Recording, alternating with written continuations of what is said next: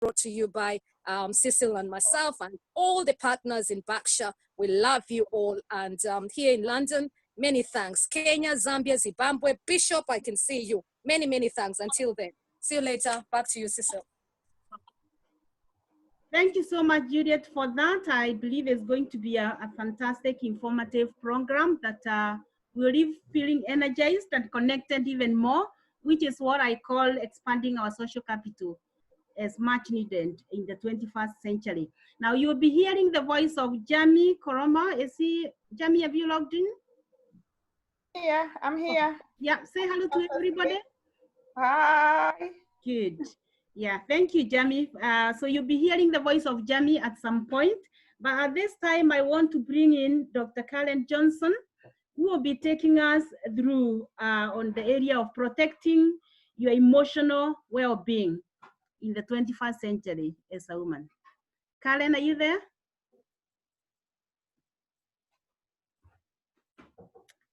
If you're there, unmute yourself and come in.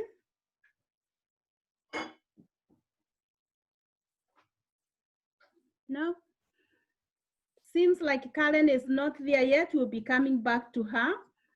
I will jump and get into Honorable Esther Dile, if you are in.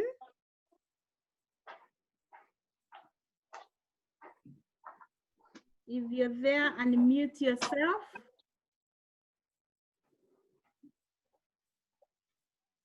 All right, okay. Seems like Honorable Esther is not there yet, but I can see Winnie Mukami.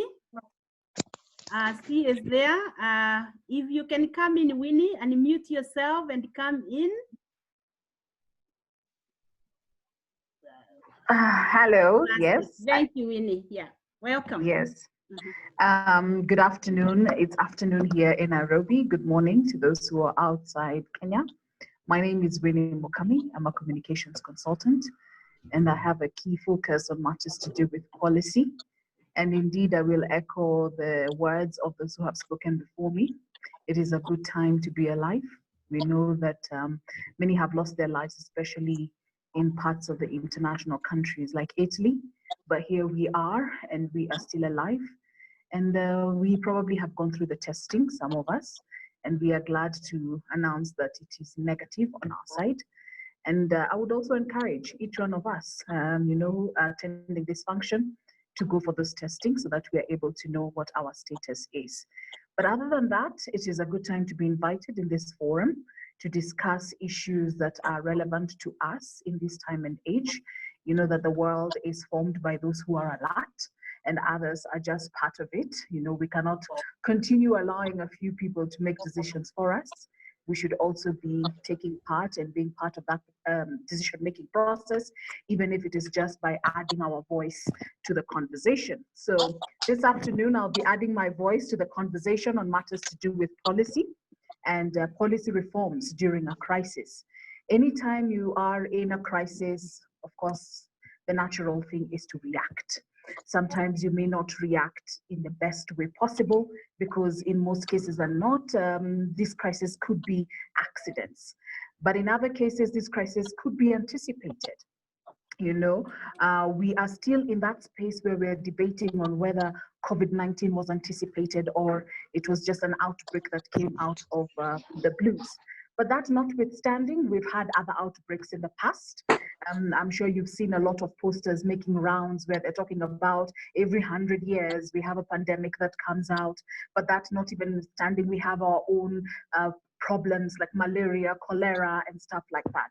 So gratefully, we are dealing with an issue to do with health, which of course is expected when you have such a pandemic. But in the long run, the biggest question for women like us, and of course other leaders out there, would be, do we have the skill set to begin to have adaptive leadership?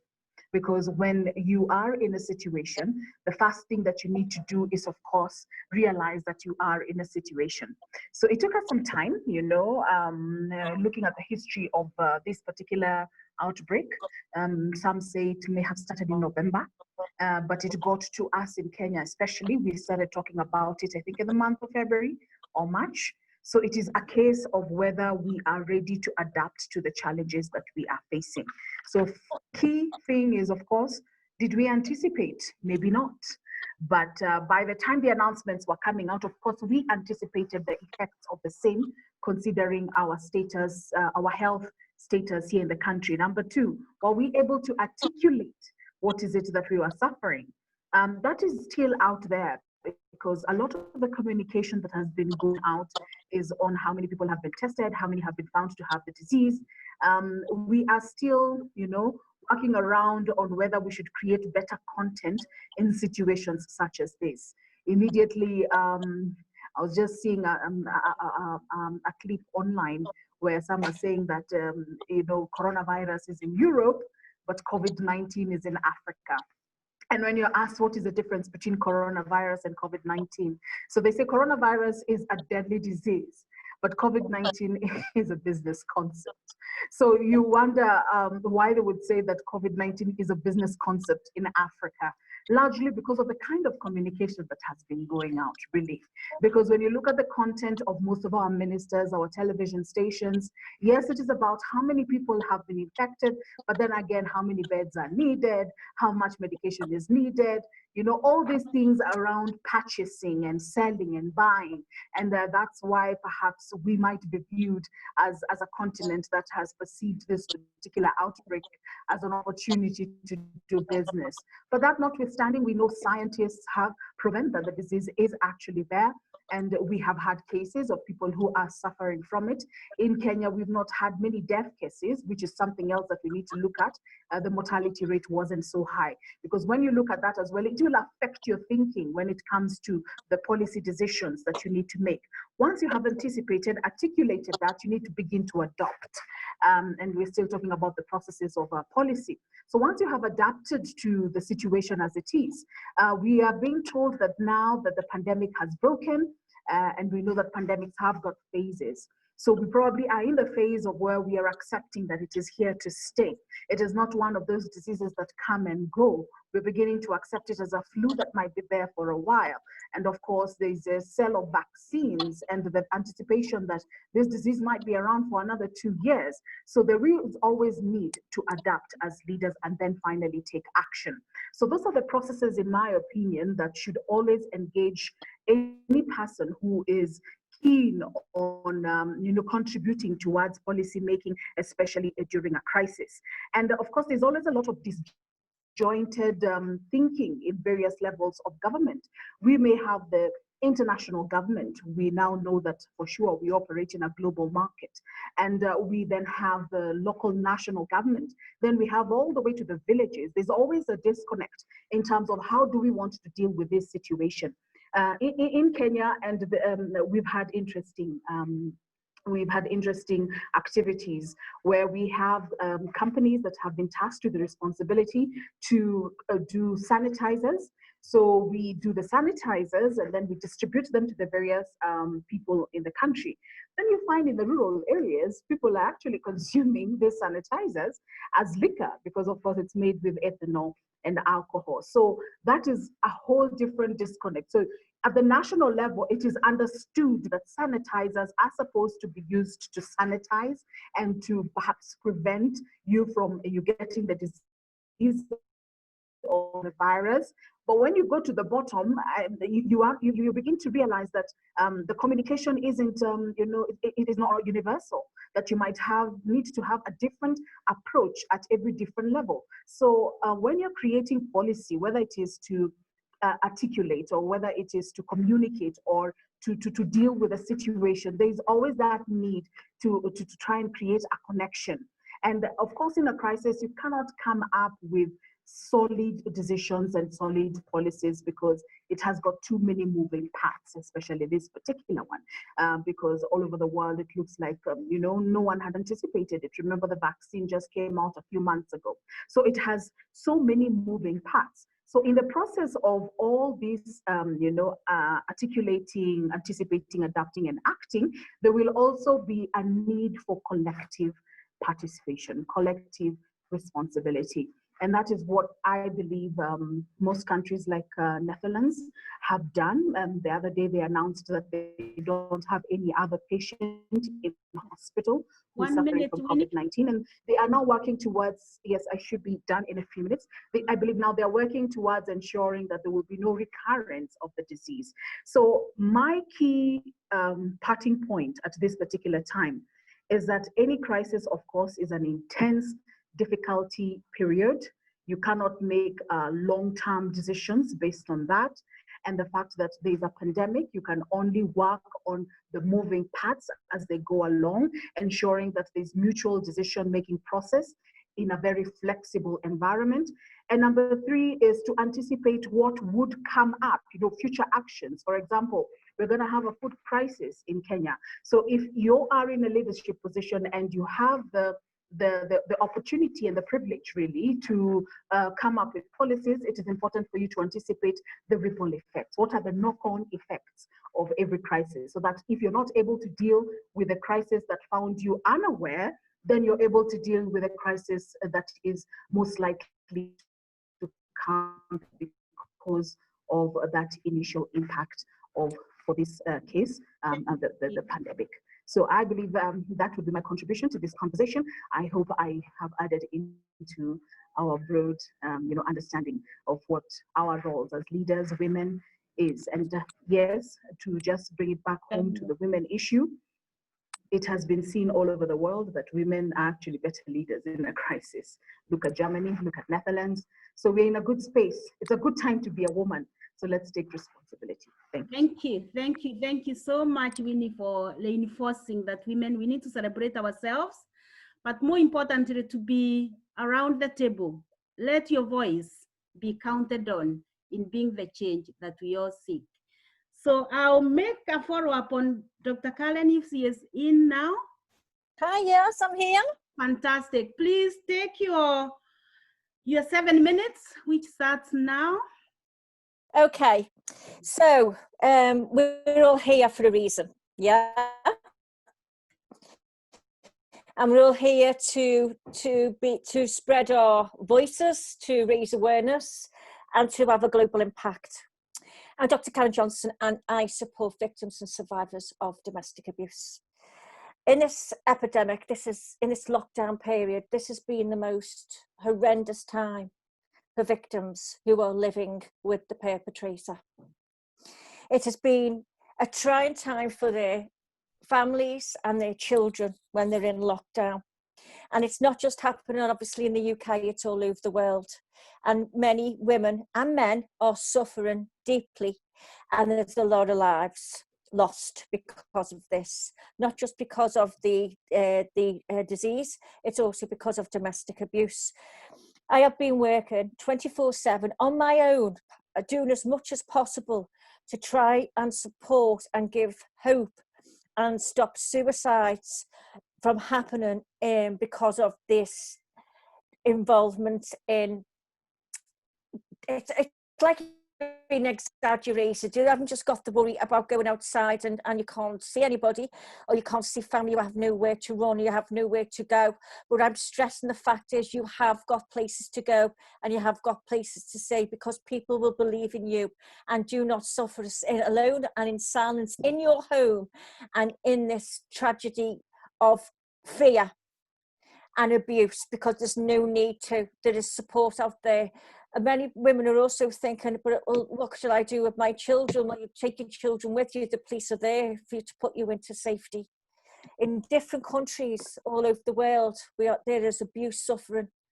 And it's such a traumatic time. And we have all got to come together and pull together as leadership, as a team, and to stop this abuse from occurring, to stop this abuse from getting worse, and stop this abuse happening, and just to reach out to say we are here for you in every single country. Right, to carry on. Thank you, Kalen. I don't know if you can hear. Can you hear me? We can hear you, Kalen. Thank you for that. I didn't know if you could hear me or not, so I was just rambling. Yes, now we've heard you clearly, well and clear. And thank you for coming in and actually sharing that very useful information, well on time and, very powerful information. Here in UK, we know the figures are rising on a daily basis when it comes to domestic violence, and that impacts on every woman, and especially every woman that Exactly. women are well looked after. So thank you for bringing in that element of emotional well-being that we all need. On that note, I want to bring in Irish Aka, one of our young women leaders, with the message of I transform, change of the mindset. So Irish, are you on? Are you in yet, Irish? Okay, so Irish. Hello, can you hear me? Oh, no, okay. Thank you, Irish. Come in. Sorry, can you hear me? Can you hear me now? We can hear you, Irish, yeah. Hi there all. Hi, my name is Iris Aka. Thank you so much for this opportunity to speak here today. I just want to encourage all of us women here. They say knowledge is power, and today we're here to acquire knowledge, but I'd like to suggest to all of you that knowledge is merely information. When it is applied, it then empowers. So as we listen and as we share here today, may we all be encouraged, inspired, and empowered so that we can move forth and essentially live life renewed. Okay, so my name is Iris Aka, as I've already stated. I'm a lawyer, I'm an entrepreneur, and I'm a life coach. What brings me here to share my message today is actually stems from a personal journey. Okay, and so with this journey, basically, if you can see my image, can you all see my image? Can you all see my image? Yes. Okay, cool. That's fantastic. All right, cool. So essentially, I was morbidly obese. I'm only like 5'2". I'm really short. I was morbidly obese. I was suffering from sleep apnea, high blood pressure.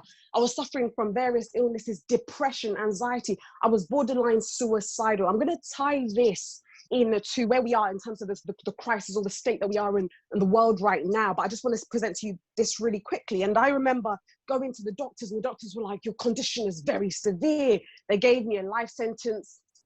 They told me if I didn't get put on medication and operations, I wouldn't be able to recover and revive and essentially live life like I desired to. And I remember my mum's a nurse.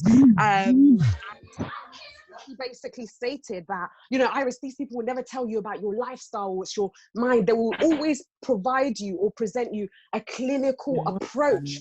So I was encouraged, and I basically, hold on, sorry. Are we, Yeah. can everyone hear me? Yeah, I think so.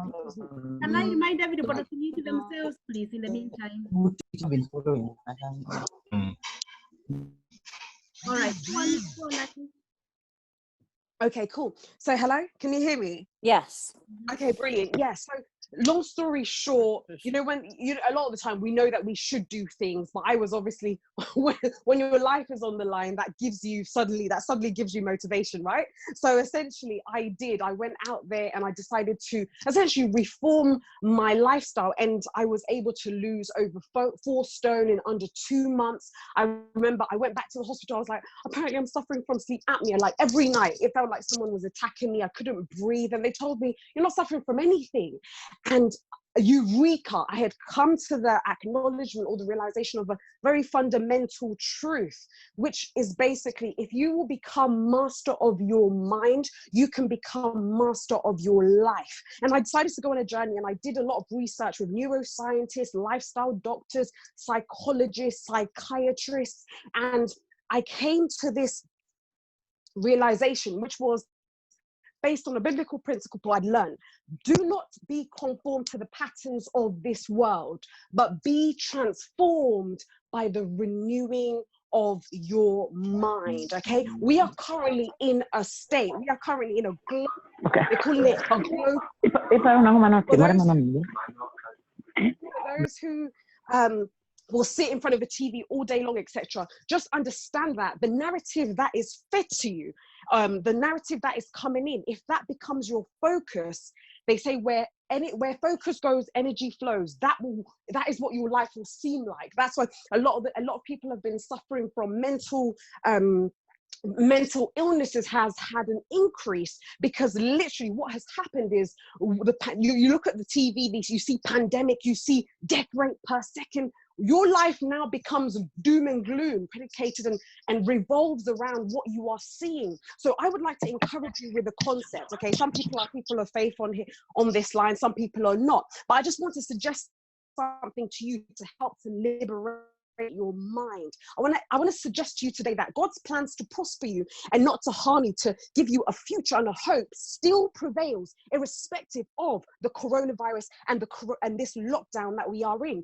If we will just refocus on these positive plans, your dreams, your ambitions, what do you wish to do? None of that has been limited, and the limitations and the seeming hindrances, they are all mental. And if we will not lean on our own understanding, but in all our ways will acknowledge him, our paths will be directed. If we'll just refocus our minds and behold the blessing of this narrative instead, it will change your world. So essentially, I transform life. I launched this in the midst of this pandemic. I was just like, no, life is not over. In fact, I'm going to start a new narrative during lockdown. For those who will believe and for those who will take actions, people's lives will break through to a whole new level for greater. And I want you on this line today to also adopt that narrative. Say to yourself, during I will break free, whether it's break free in terms of a skill set, a new career path, and to live your purpose to be more fulfilled. If you will take on this narrative, you will see that your life will change. So with the I Transform Life, I have been helping women around the world in the midst of this lockdown liberate themselves by teaching them what I learned on this program. So essentially, very quickly, I don't know how much longer I've got. I'm going to try. I'm talking very, how many? 1 minute. 1 minute, okay, really cool. All right, cool. So I'll whiz through this as quick as possible, okay? So basically, our thoughts create our lives, and our thoughts are based on our mindsets. Now, a lot of people think it's just about positive thinking, but the majority of your mind that runs your life is basically the subconscious mind, which is 90% of your brain. So basically, what needs to happen for you to have a new lifestyle, whether it's to lose weight, to do that, to gain that career that you wish to have, you essentially need to recondition your mind. And there's various scientific methods that is needed to help you to get this reconditioning, and from your new mind you can create a new life. Okay, so very quickly, all I just wish to encourage you all is, I've had testimonials back and people are coming back to me and saying, Iris, I've been trying to lose weight, I was thinking operations because now I'm suffering from diabetes, this. They've told me now they've lost more weight in 2 weeks than they have their whole lives. I've had people who have told me that they were borderline suicidal. They're saying, Iris, I'm happy now, I feel like a new person. And I was able to help them achieve this by these methods. Okay, so all I just wish to do, I'll round it off because I don't have much time. Yeah, my number is on my screen, and also underneath is my Instagram. Okay, so Iris Acker Official or Iris Inspires. My Facebook is also Iris Acker. In case anyone wants to get in touch with me, what I'm doing is I'm running free consultation and advice sessions at this moment where you can hear more about this. Okay, and I just want to literally just encourage you that in this period, focus on the future and focus on the newness of life. I know a lot is going on, but if you will simply just take control of your narrative, you will take control of your world. No one dictates that for you. And I just want to encourage you in this line, or else the news will, if Boris Johnson starts, if you remember, Boris Johnson came on, he said, right, where a lot of people are going to suffer, lots of lives will go before their time. That was his narrative. And anyone who was able to adopt that, if you saw, we went through a decline. Other countries who adopted a different mindset, that this has come, we're going to overcome it, like our president, in Ghana did, you'll see that they are fighting this more effectively. And you're seeing this around the world, like Africa and other places in Canada who have a different mindset are overcoming. So what I would say is just conquer to new heights and aim to be the best version of you. I'm done. Okay, that's all from me. Thank you so much for your time. God bless. Much love. Thank you so much, Iris, for inspiring us yet again. I've listened to you before, and every time you bring up new encouraging message out. So yes, write your narrative, write your story, and tell it out there to encourage another woman. So I'll now pass on to Jamie to bring us in our next speaker. Unmute yourself, Jamie. Hi, everyone. I'm Jamie Karoma. I'm a midwife by background. I'm a leader within my community and also working with women, wherein I've got my own women's group called Women with Vision. And with Women with Vision, we're basically supporting women, victims or survivors of female genital mutilation. So we've gone a long way. We're still striking and working together, heads high up, and that's gone through that. We can move on and become a better person for tomorrow. So with no further ado, thank you for those who've already spoken in this forum and empowering, motivating women. It's all been very inspiring listening to every single one of you. Fantastic. Thank you very much. We hope we'll be able to take, every one of us will be able to take on a message or two that we're going to take with us today and use that and empower others and encourage others. When we do have a meeting like this, we'll be able to join us as well.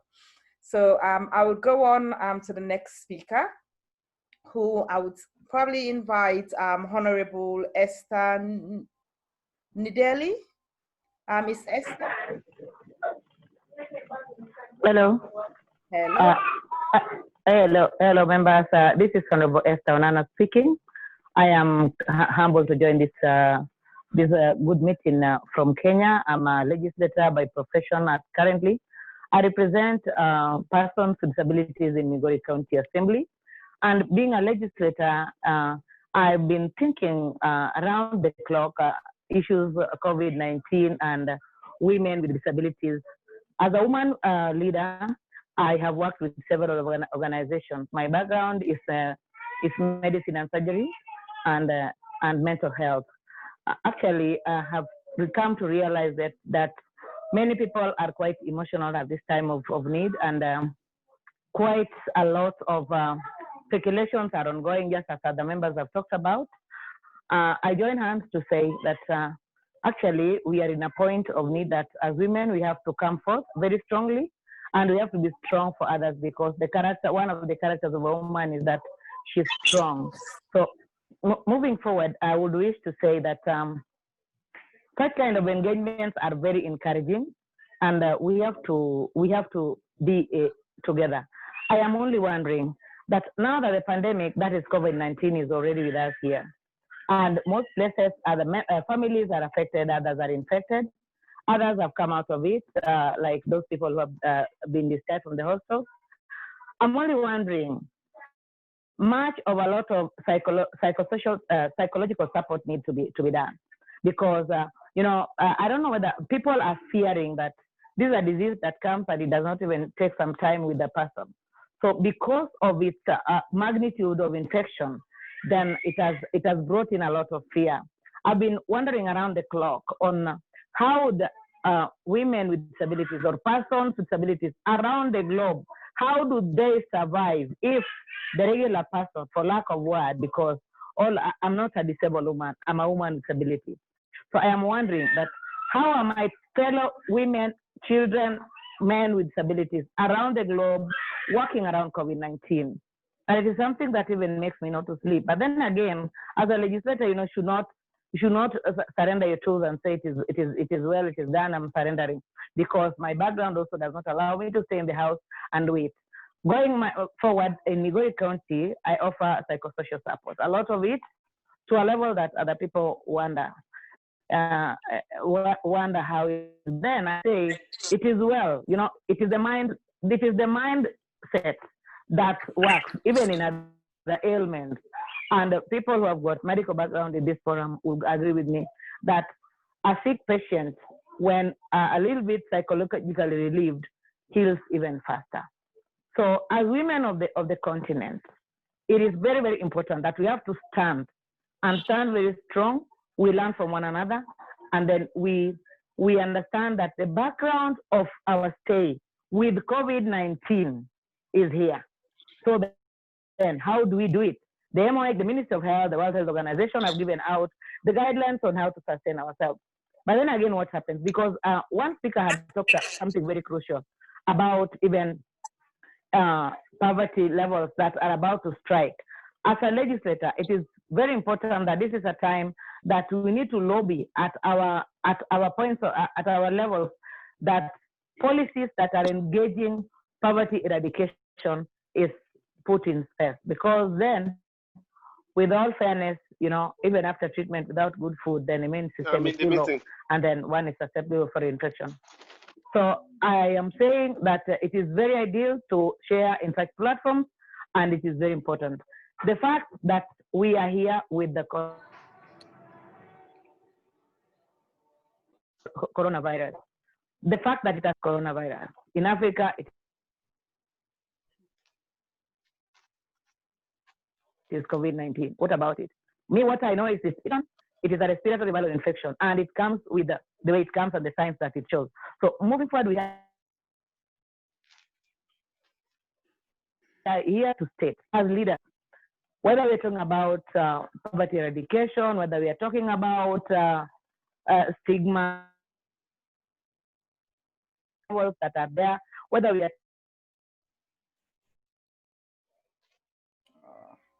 talking about keeping safe, with about our, let us think about our psychosocial well-being with a very sound thinking. Good, thank you. Esther, 1 minute. I'm sure we are. That it is as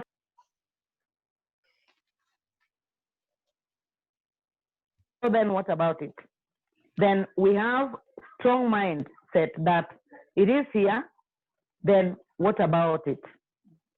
If management is available, then we don't have to take it for granted and then maybe move forth and even do contrary. But then we have to keep within the regulations, knowing very well that once infected, then again, it also goes with even economic drain and even family stress and all that. So moving forward as a woman, me, I would say, as a legislator, I would say that as I think within the scope of its general management, I will take a small clause and say, what about women with disabilities? Because you can imagine, so as a person with disability, I'm a woman with physical disability. I use the guy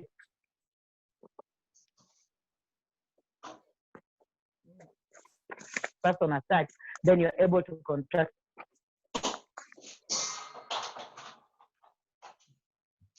All right. We seem to have lost Susan. I'm sure she was about to finish. For a language that is used. That. So in Uganda. In Kenya. Now this is a person who lives for as long.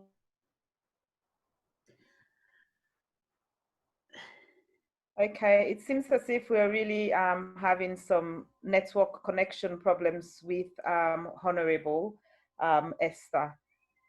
We're so sorry about that, but thank you very, very much, Esther, Honorable. We really appreciate. We all know how challenging. Going day by day to understand, managing somehow. Otherwise, I'm here and I'm really humble. I'm really humble for the time, and moving forward, we will. Thank you. Thank you very much. Thank you very much, Honorable. Really appreciate. Want to talk about?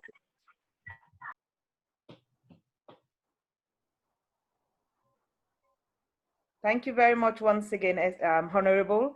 We really appreciate the message you've brought with you, because we know these are challenging times. And we all know, as able women, families, friends around the world, we know how challenging the current situation is. And having an added disability, how challenging that could be. So that's twice challenging for every individual who has some amount of disability. And we thank you for that. And a word about that is how we as women, members of the community, are going to support you. Thank you very much. So can I just ask whoever's who has not actually unmuted themselves to please do that, please, because we're having a background interference. Can we do that, please? Thank you. Thanks very much. So moving on swiftly, we're gonna go to a young lady by the name of Abigail. Abigail, who is coming up with a message. Does a youth have certain expectation of the 21st century woman? Personal experience case. Can we have Abigail? Hello, good afternoon. Hi. Hello everyone, my name is Abigail Kabiru. I'm 26 years old. I'm currently a student. I study physiology and pharmacology and also try to be a leader within my community. My main platform of being able to do that is through pageantry. So I am currently your Miss Interglobal United Kingdom 2020. And I'm going to speak to you about what I feel like the expectations are of a young woman in the 21st century.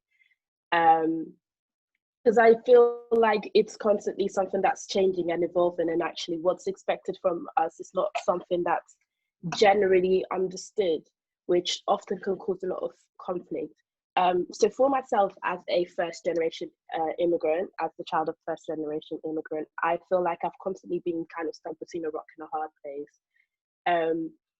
Because you're always thinking about where did I come from and where do I want to go to, what do I want to achieve, and not forgetting your roots in trying to aim higher and aspire to be better, but also satisfying those that you feel are looking to you to kind of go out there and strive to do your best and be the best version of who you can be.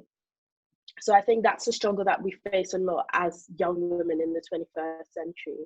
Then on top of that, I feel like constantly there's the society pressure to always know who you are and what you want to be, which generally, yes, is very, very important. But there is also a limitation on that, because if you know who you are too well and you know where you want to be too well, you become intimidating as a young woman, and you will often be seen as a threat. And I think especially being somebody who is of a minority ethnic group, that adds another layer of that, because it's now we don't have this expectation of you to be this well educated or to be this clued up on your expertise, your field of expertise, and be able to excel at that. And that often will put you in a position where you are seen as a threat by the majority. So I believe, and something that I try to advocate for a lot, is to be everything you want to be and more than that. Simply because I believe that at this moment in time, we have so much available to us in terms of resources and access to spaces that we might not have usually been able to get into, that no matter what, as a young woman, you are able to aspire and achieve everything that you want and be even more so beyond that. So what does that mean? That means not necessarily falling into the rigid pathways that are very often set for us, whether that has to do with career or how you should develop your personal life, your social life, but actually knowing that you as a woman can do all of that. You can be that career woman, you can be that top doctor, you can be the woman that is the first CEO at one of the top firms in the country, and you can go away and have your children, have a big family, be married, and being able to embrace the duality that lies within us as women is something that I feel like is an expectation that we set, but when we are requested to live up to that, we find it hard to accept that that is something that is possible, and that a woman can be so multifaceted within herself and still be everything that you expect it to be. And I feel like personally, that's something that I definitely experienced a lot growing up. I was always very big into sports. I used to play karate, football growing up. And I was considered more of a tomboy. And then as I got older, I kind of started transitioning, and I wanted to look more into modeling and being involved in pageantry. And oftentimes I found that people kind of looked at me sideways thinking, why are you doing this, or why are you doing that, or how can you be this and that at the same time, which is something that I feel like a lot of young women struggle with in this day and age. So I think ways to combat it is, especially as we're gathered here as women leaders, is to really encourage each other to go out there and seek out every opportunity available to us. How can you enrich yourself to be the happiest version of you and the most successful version of you? Because you can be rich, you could be successful, but if you're not happy whilst you're doing that and you're not feeling fulfilled within yourself, there is no point in actually doing that. And as a community, I think it's very important to kind of support each other in those things and have each other's backs, because feeling alone in this sort of space, and especially with everything that's going on in the current climate and having to do with Corona, there is that constant pressure of, am I doing enough? Am I reaching high enough? Am I getting to where everybody thinks I should be? And my message, to make a long story short, is to say that for everyone out there, you are running your own race. You are in a lane of your own. Something that my track coach used to say to me: if you look behind you, if you look to your side, you are going to fall back. So in that, I want to say, just focus on you and what you want to be, regardless of whatever expectations might be said, because expectations are the biggest source of disappointment. And hence, I like to kind of break that stigma and that stereotype and go past the expectations and actually just say, there's a world out there, do what you want and see where you end up, because that's when you'll end up being the most fruitful. And that's what I wanted to share. Thank you so much for listening. Thank you so much, Abigail. That was very good, very inspiring as a young woman growing up, and sharing with us some of your challenges. And we know as women, it is challenging, but obviously as a younger woman and with times that are changing and the acceptance within our community and the world around us, accepting that we as women are standing firm on solid rock and we wanting to be seen and to be accepted, and for us to get the supports around our surroundings with us wanting to strike hard to be able to succeed is very, very hard. But we thank you very much for sharing that with us, and continue to stay focused, as you rightly said. Don't look to your sides and don't look backwards. Just keep going for what you believe in and what you want to achieve. But obviously, you cannot do all of that by yourself. You need our support, and that's why we are all here sharing our ideas and sharing or inspiring each other for a way to go forward. Thank you so much for inspiring us.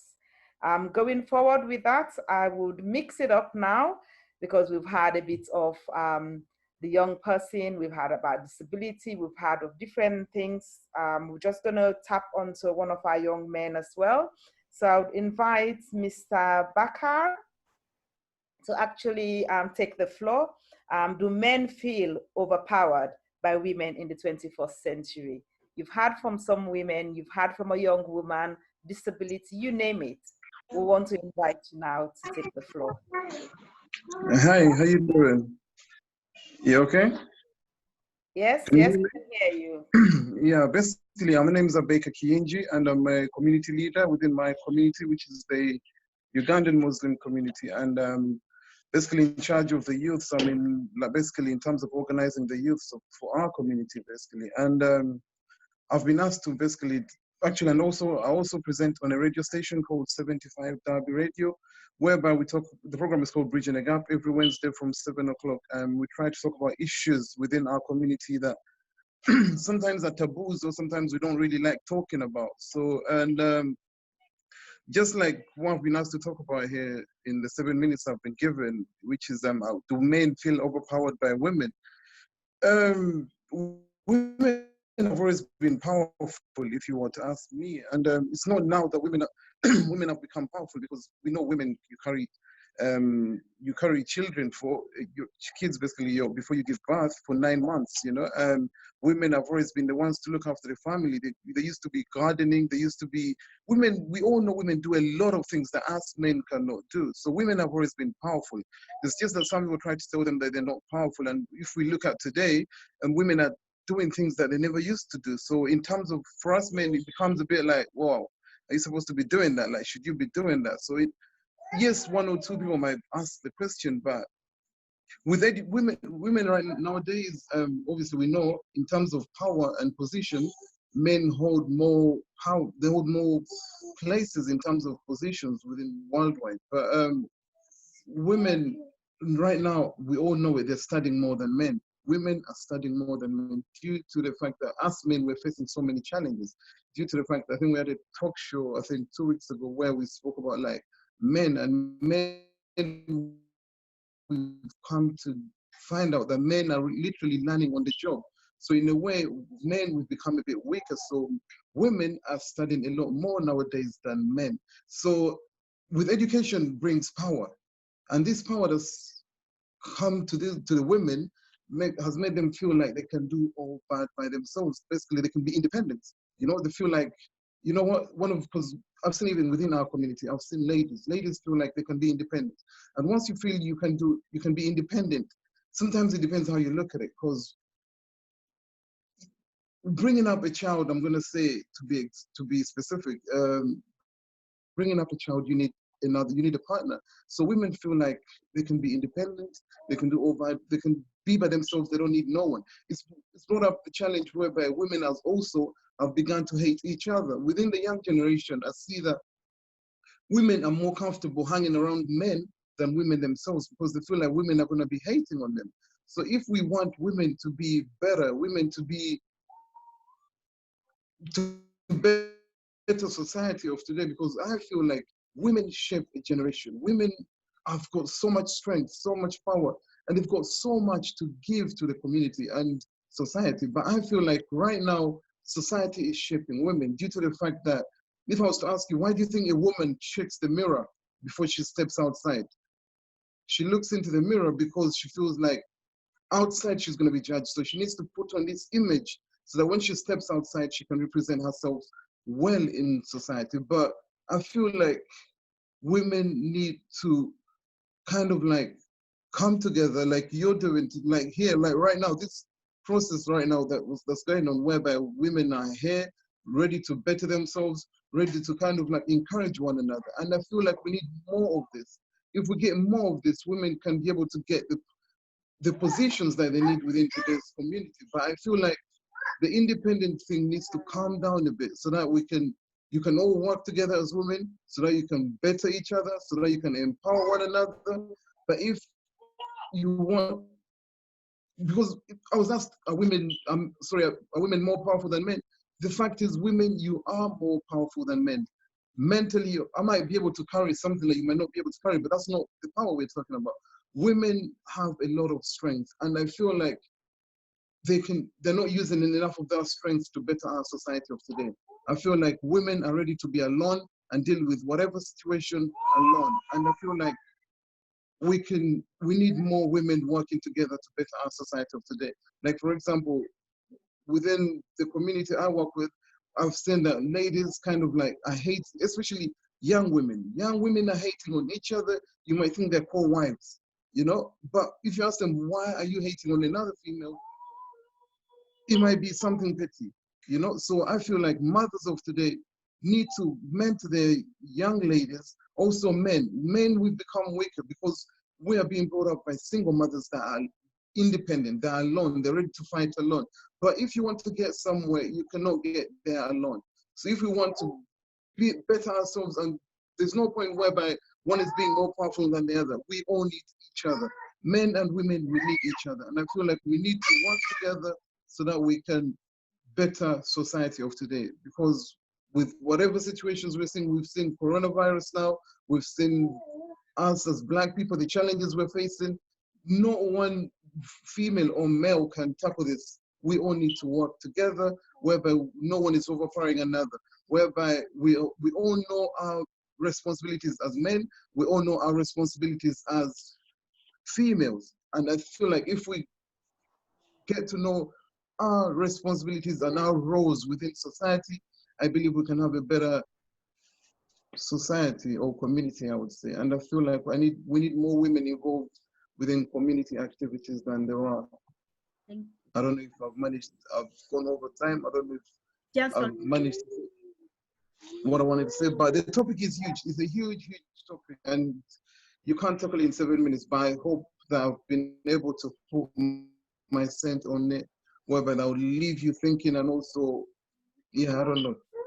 Hopefully that was good enough, and hopefully I've been able to say what I was asked to say. Yeah, thank you. Thank you very much, Bakar. Thank you so much. That's wonderful, really strong points that you've made there, you know, about the fact that you guys are aware as men of how much hard work we as women are putting together, educating ourselves, because we're aspiring to be able to take up better and higher positions in society to make a difference in the world. And we are working hard, and you men are behind us, supporting us to making sure this happen. And as a young man, having that knowledge already and understanding to be able to accept us women and supporting us to be able to make it happen, it's wonderful. Thank you very much, and continue to inspire others around you as well to be able to have that understanding of how the world is changing, and for us to be encouraged as well furthermore. Thank you so much for that. Thank you. So moving on, we're going to now ask for Veronica Carrara, who is my sister. I've met this lady before, very inspiring in every message she comes up with. Her message today is, how do we navigate life when suffering hits us? Indeed. Veronica, the floor is yours.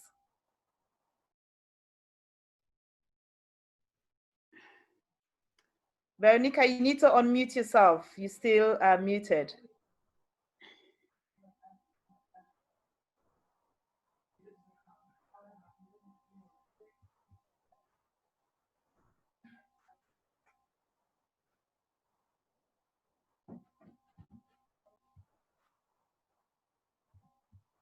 Hello. There should be something, a screen, a tab, bottom of your screen, left-hand corner, that will say mute and unmute. You just need to click on it. Actually, as the host, you can unmute. Hi. Well done. Am I Yes. unmuted? Yes. Am I back? Yeah. Thank you, Jamie, for that. I was given two topics about isolation, and I think I focused on the isolation one rather than the other one. Or which one would you like me to? Isolation. The isolation. Isolation Yeah, is fine, yes. Yeah. It fits well with the current situation, so that's cool. Yeah. So as you have heard, my name is Veronica Carraro. I'm the founder of Kevin Carraro Leukemia Trust. And what we do, we encourage the BME people to register to become stem cell donors. I'm also a mental health practitioner and behavior therapist. And I also help people to self-discover themselves. So I'm a coach as well. So thank you so much. And I think I was tasked to talk about how leaders get isolated and the isolation. And as you all know, I mean, people do talk about feeling isolated at the top. But in my thinking, I think there are two kind of types of isolation. And I think the first one is about choice.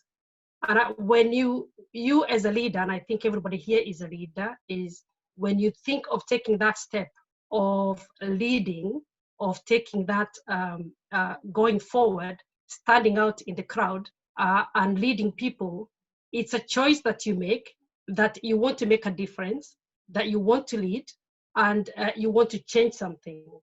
So in that sense, you have to step out of the crowd, you have to step out of the people who want you to be like them, but you also want to make a difference. And because when you're a visionary and you're thinking, I need to make a difference, and you have this vision with yourself, for it to manifest, then you have to walk that path.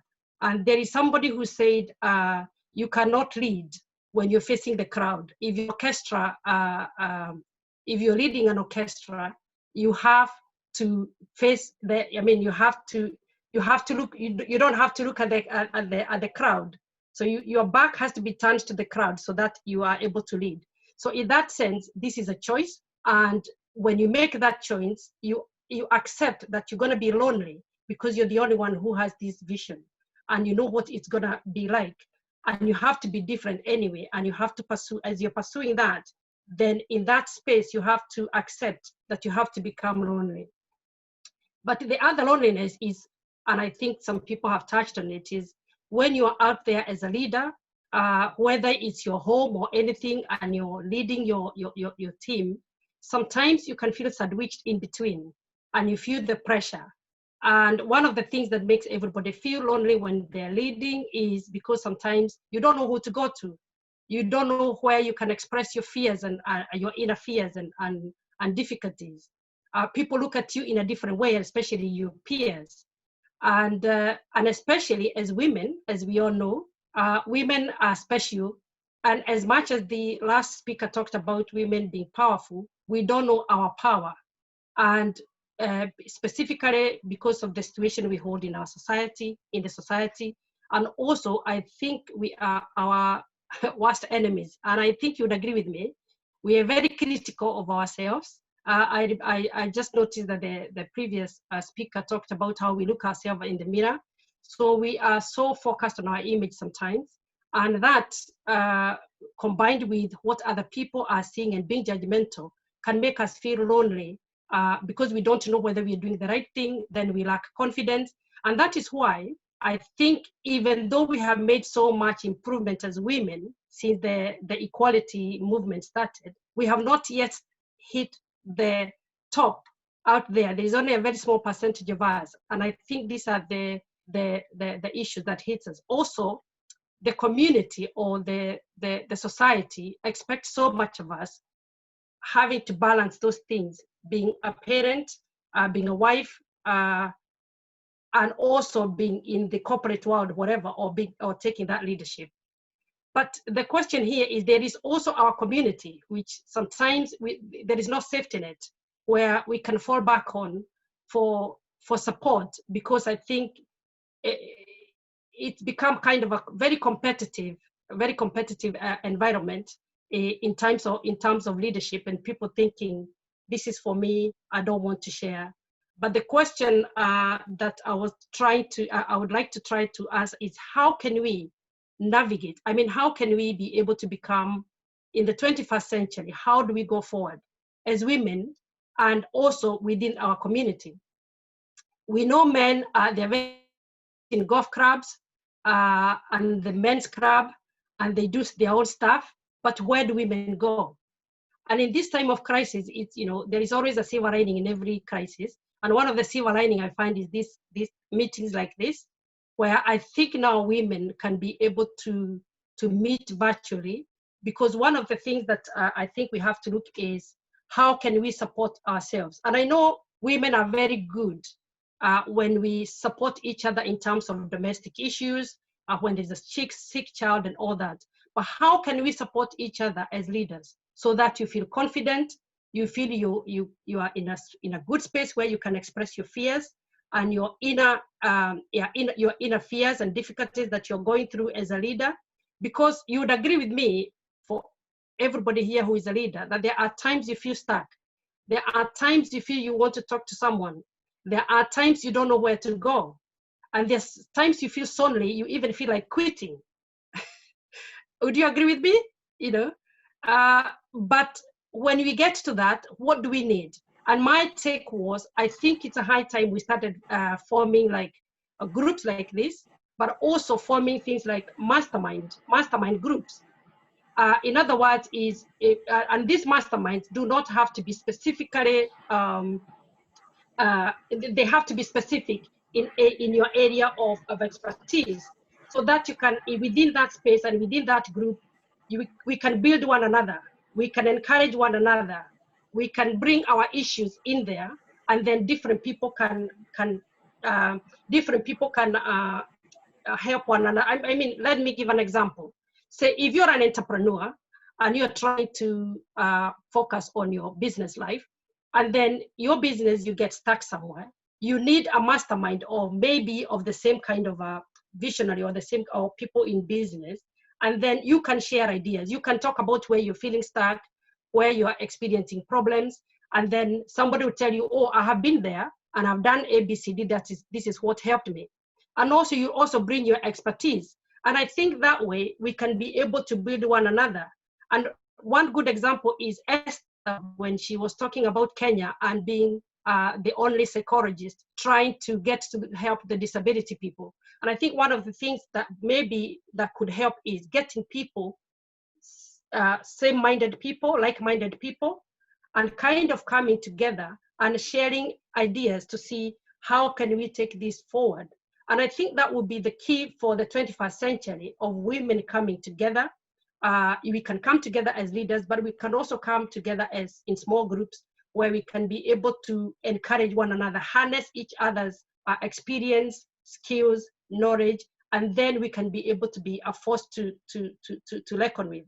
The other thing is about building mentorship, and I'm talking this in relation to our community. We all know that in our community, people who start something or a vision, when they die with a vision. Just because they never mentored anyone, they never shared their experience because of fear of, I don't know, I think most of our leaders in our community, they kind of fear of somebody running away with their idea or running away with their visions. There is probably that kind of protectiveness.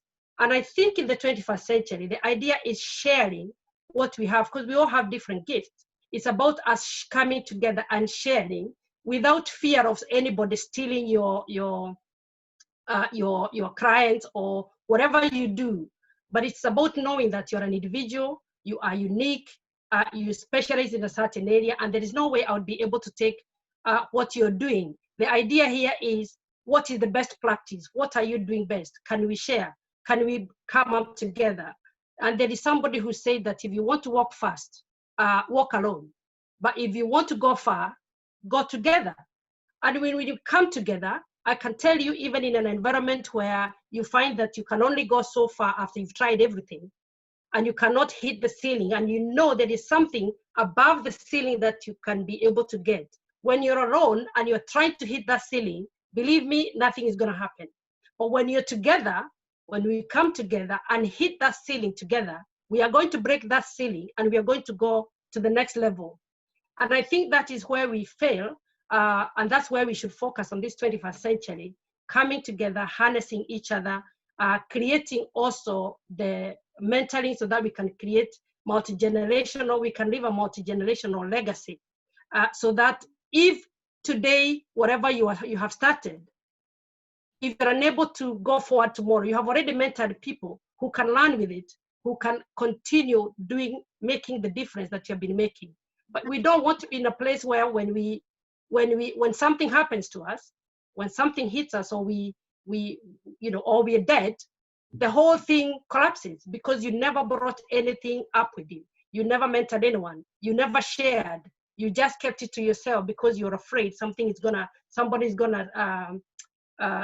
snitch your idea or your business or whatever it is, whatever makes us not do these things. So, and I think, yeah, and then the other thing is, what can we do as leaders so that we don't continue feeling lonely? Get a coach, pay that money to get that coach, get a confidant where you can be able to feel free to share and everything, and also getting a peer group where we can be able to share and have that freedom of expressing ourselves without fear, and where we can build our confidence. So I don't know, maybe I've been labbering so much because I wanted to beat the time. So I hope that has been helpful and can help us to, as women come together and be able to make a big and huge difference, and even go beyond the levels that we have not been able to get to up to now. Thank you very much for that, for giving me that opportunity. Thank you very, very much, Veronica.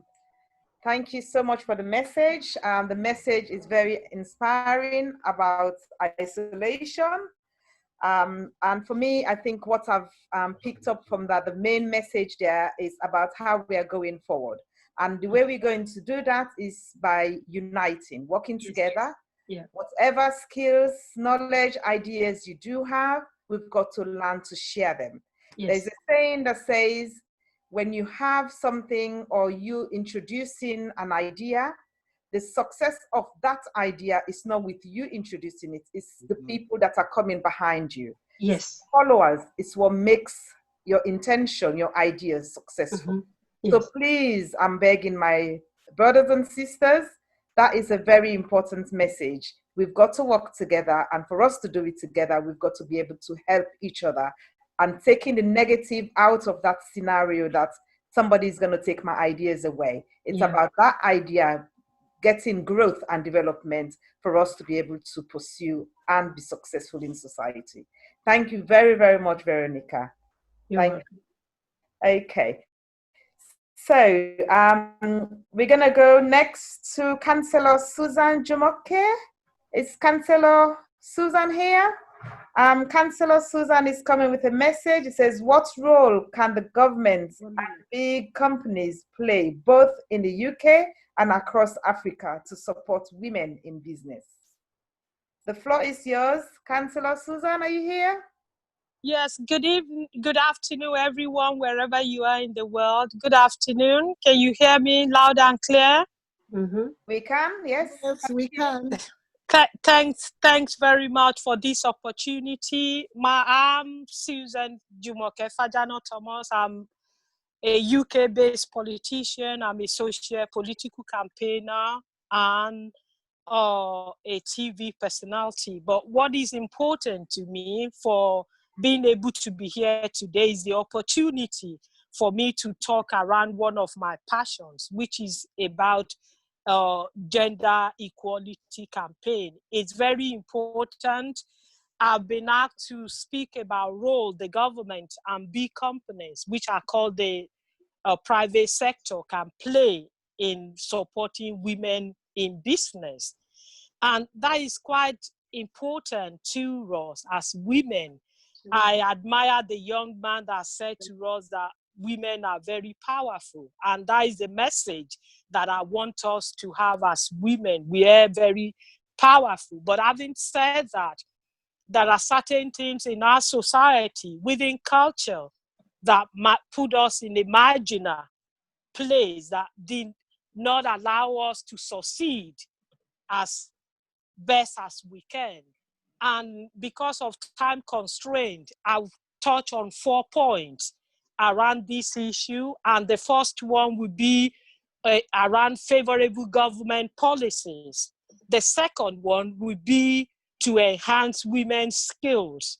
The third one would be access to capital, finding fund. And the last one would be tackling cultural inhibitions and discrimination against women entrepreneurship. So going on the first one, about having conducive environment for business, it is important for government to put policies that encourages women, that are gender responsive for women to succeed in the business arena. Policies that are, for instance, take childcare responsibility into account. Policies that take the fact that we are women, we got a home, we got children, we got husband, and at the same time, we want to succeed in business. Politics that curate that conducive environment is very important for us. Policies that support women cooperative societies is very important for us, is for women to succeed in business.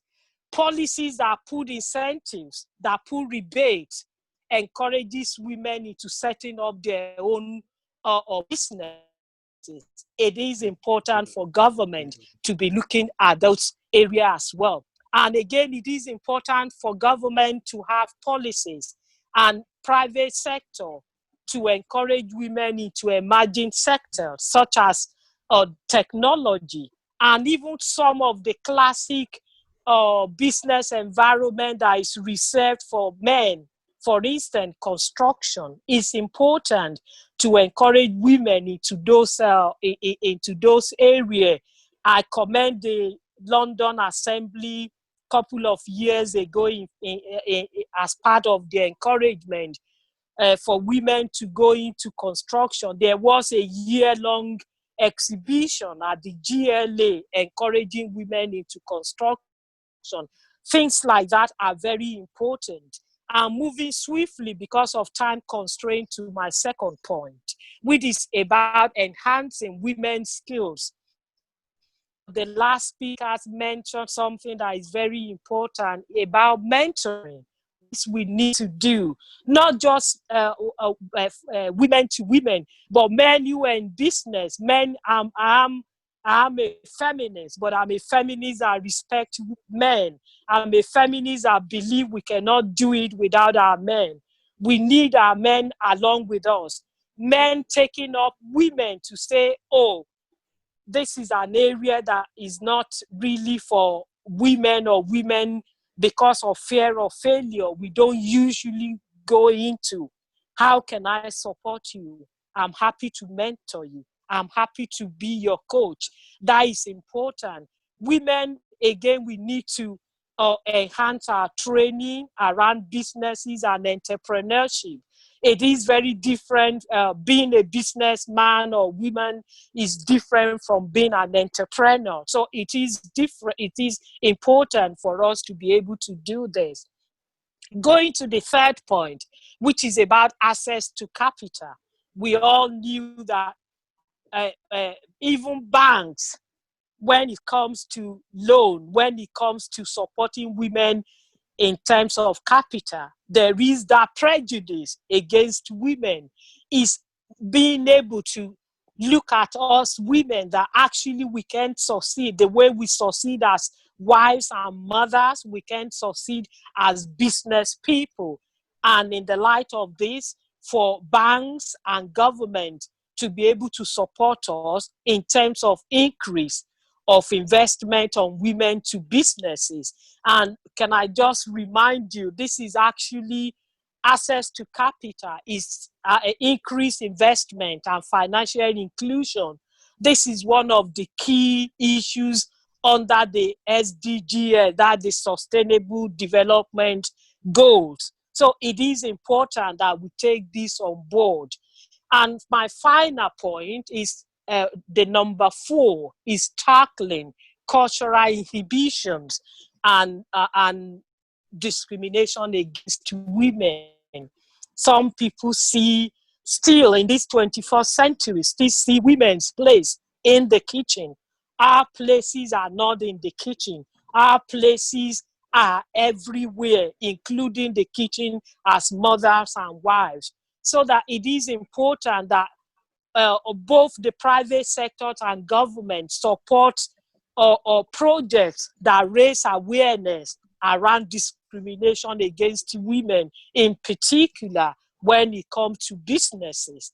I'm not sure how I'm doing with time, but so it is important that we put in places, and as women ourselves, projects that raise awareness around the challenges women are facing in businesses. And it is important for women that are already established with big organizations, with big companies in the private sectors, to make it a point. One of the previous speakers mentioned the fact of women supporting women. It is important as women that we support each other. When you have confidence in your ability in what you do, you are not afraid of people coming into your area because the space is big enough for everyone. So let's take that on board. And I'll finish by saying, encouraging us as women and men that have joined us today, it is important to join the changing conversations around culture that act as barriers for women into business. Join the changing conversation around policies that act as barriers to women being in business and becoming entrepreneurs. Join the conversations around changing laws that put barriers into women's way in becoming entrepreneurs and into setting up their own businesses. Thanks very much. I hope my little contribution, you find it useful and you've been able to take one or two things away. Have a good afternoon, everyone, and thanks for listening. Thank you very much, Councillor Susan. That was powerful. Thank you very much once again. It appears we are beginning to have a trend in the topics or the conversations we are having and where things are heading. You know, it sounds like it's all about us working together, women. We've got to work together. We've got to empower each other and changing our mindsets, the conversation about everything pertaining women and empowering women for us to have growth and development within our community. Councillor mentioned about obviously enhancing women's skills, you know, which takes us back into the training the trainer sort of thing, you know. We've learned something, share that idea, train somebody else, let's encourage others, let's hold our hands, hold thoughts together to be able to move and to be able to have a headlong with what we really want in society. If we want something, we've got to work towards it and stay focused. Thank you so much, Councillor. That was really good. And greetings again to you. So let's now go to our next speaker. I will invite Philippa. Philippa Rocha, are you there? Is Philippa there? Philippa Rocha. Philippa is a model, a dancer, and an actress. And her topic is barriers facing youth in entrepreneurship and innovation. Have we got Philippa there at all? It seems he is not here. Okay. But okay. I will bring in Juliet. Juliet, yeah, we'll bring in a few others. Okay. Are you there? Juliet? Juliet, are you there? As you prepare yourself, can I check whether Karum is here? Karum, are you unmuted?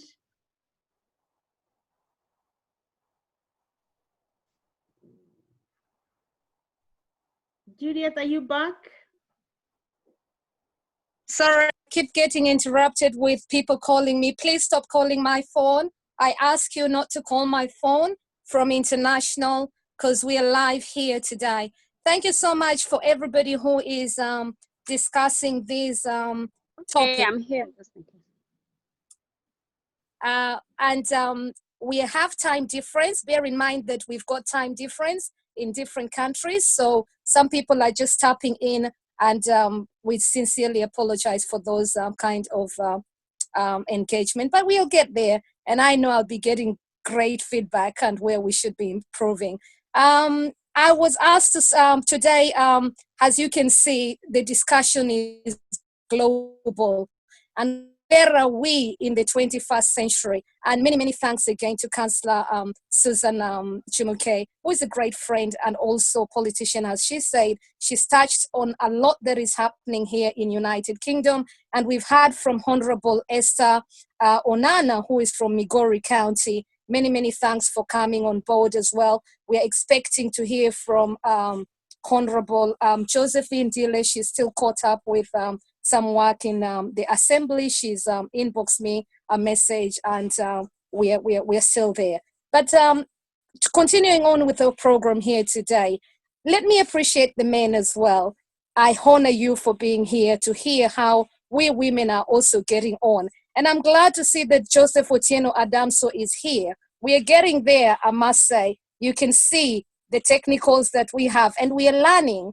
And I know he will be telling me that women need to learn the technology. So let me just appreciate Joseph Otieno Adamson, who is usually for AI television. And every single social network. Mr. Koiki, many, many thanks. We are learning as women. So let me come to my topic here today. My topic is changing patterns in the world for women in the 21st century. And I'm going to bring it right down to hometown here. I'm going to start off with United Kingdom, where we have the diaspora here. What is the role of women in the diaspora right across the whole world? I want to pose that question as you digest that.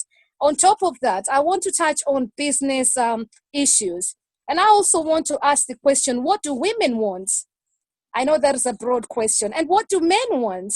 And as we begin to understand the changing patterns of what is happening in the world today, we need to be looking at the issues of business. Are women very good competitors in business? Are they struggling with self-confidence? You've heard a lot about the loneliness journey from Veronica, and also Karen touched on the domestic violence and things like that.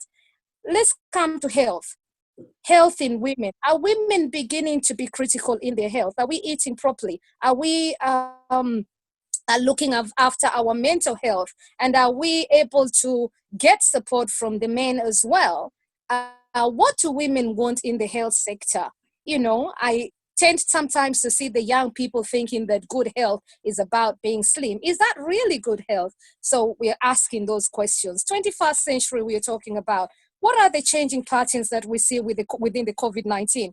You know, you can see that everything is going online now. Are we ready as women to be on social media as we see? May I appreciate Honorable Esther. When I spoke to her this morning from the assembly, we tried to sort of see whether we could get the people in Kenya seeing how the social media as well can help in the assembly. So many, many thanks for being here with us. And if they are watching, we salute you as well from United Kingdom, because we are able to then have more interactive sessions, have this kind of programs globally.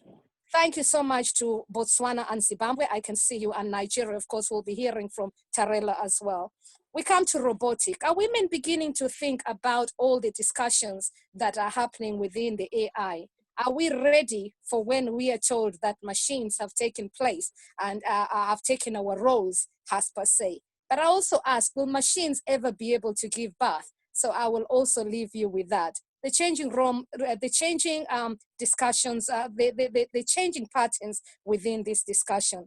I also want to ask about peace issues. What more role can women play, especially in peace issues? Do we see more women in decision-making process? And I believe that Honorable and Councillor Susan has touched on, especially on the role of women when it comes to decision-making things, and also being there right at the forefront. We want to encourage especially the BME community to also engage here in United Kingdom, but also back homes in all our countries across Africa and in the Caribbean. We're going to be hearing, hopefully if we've got enough time, from someone in the Caribbean as well.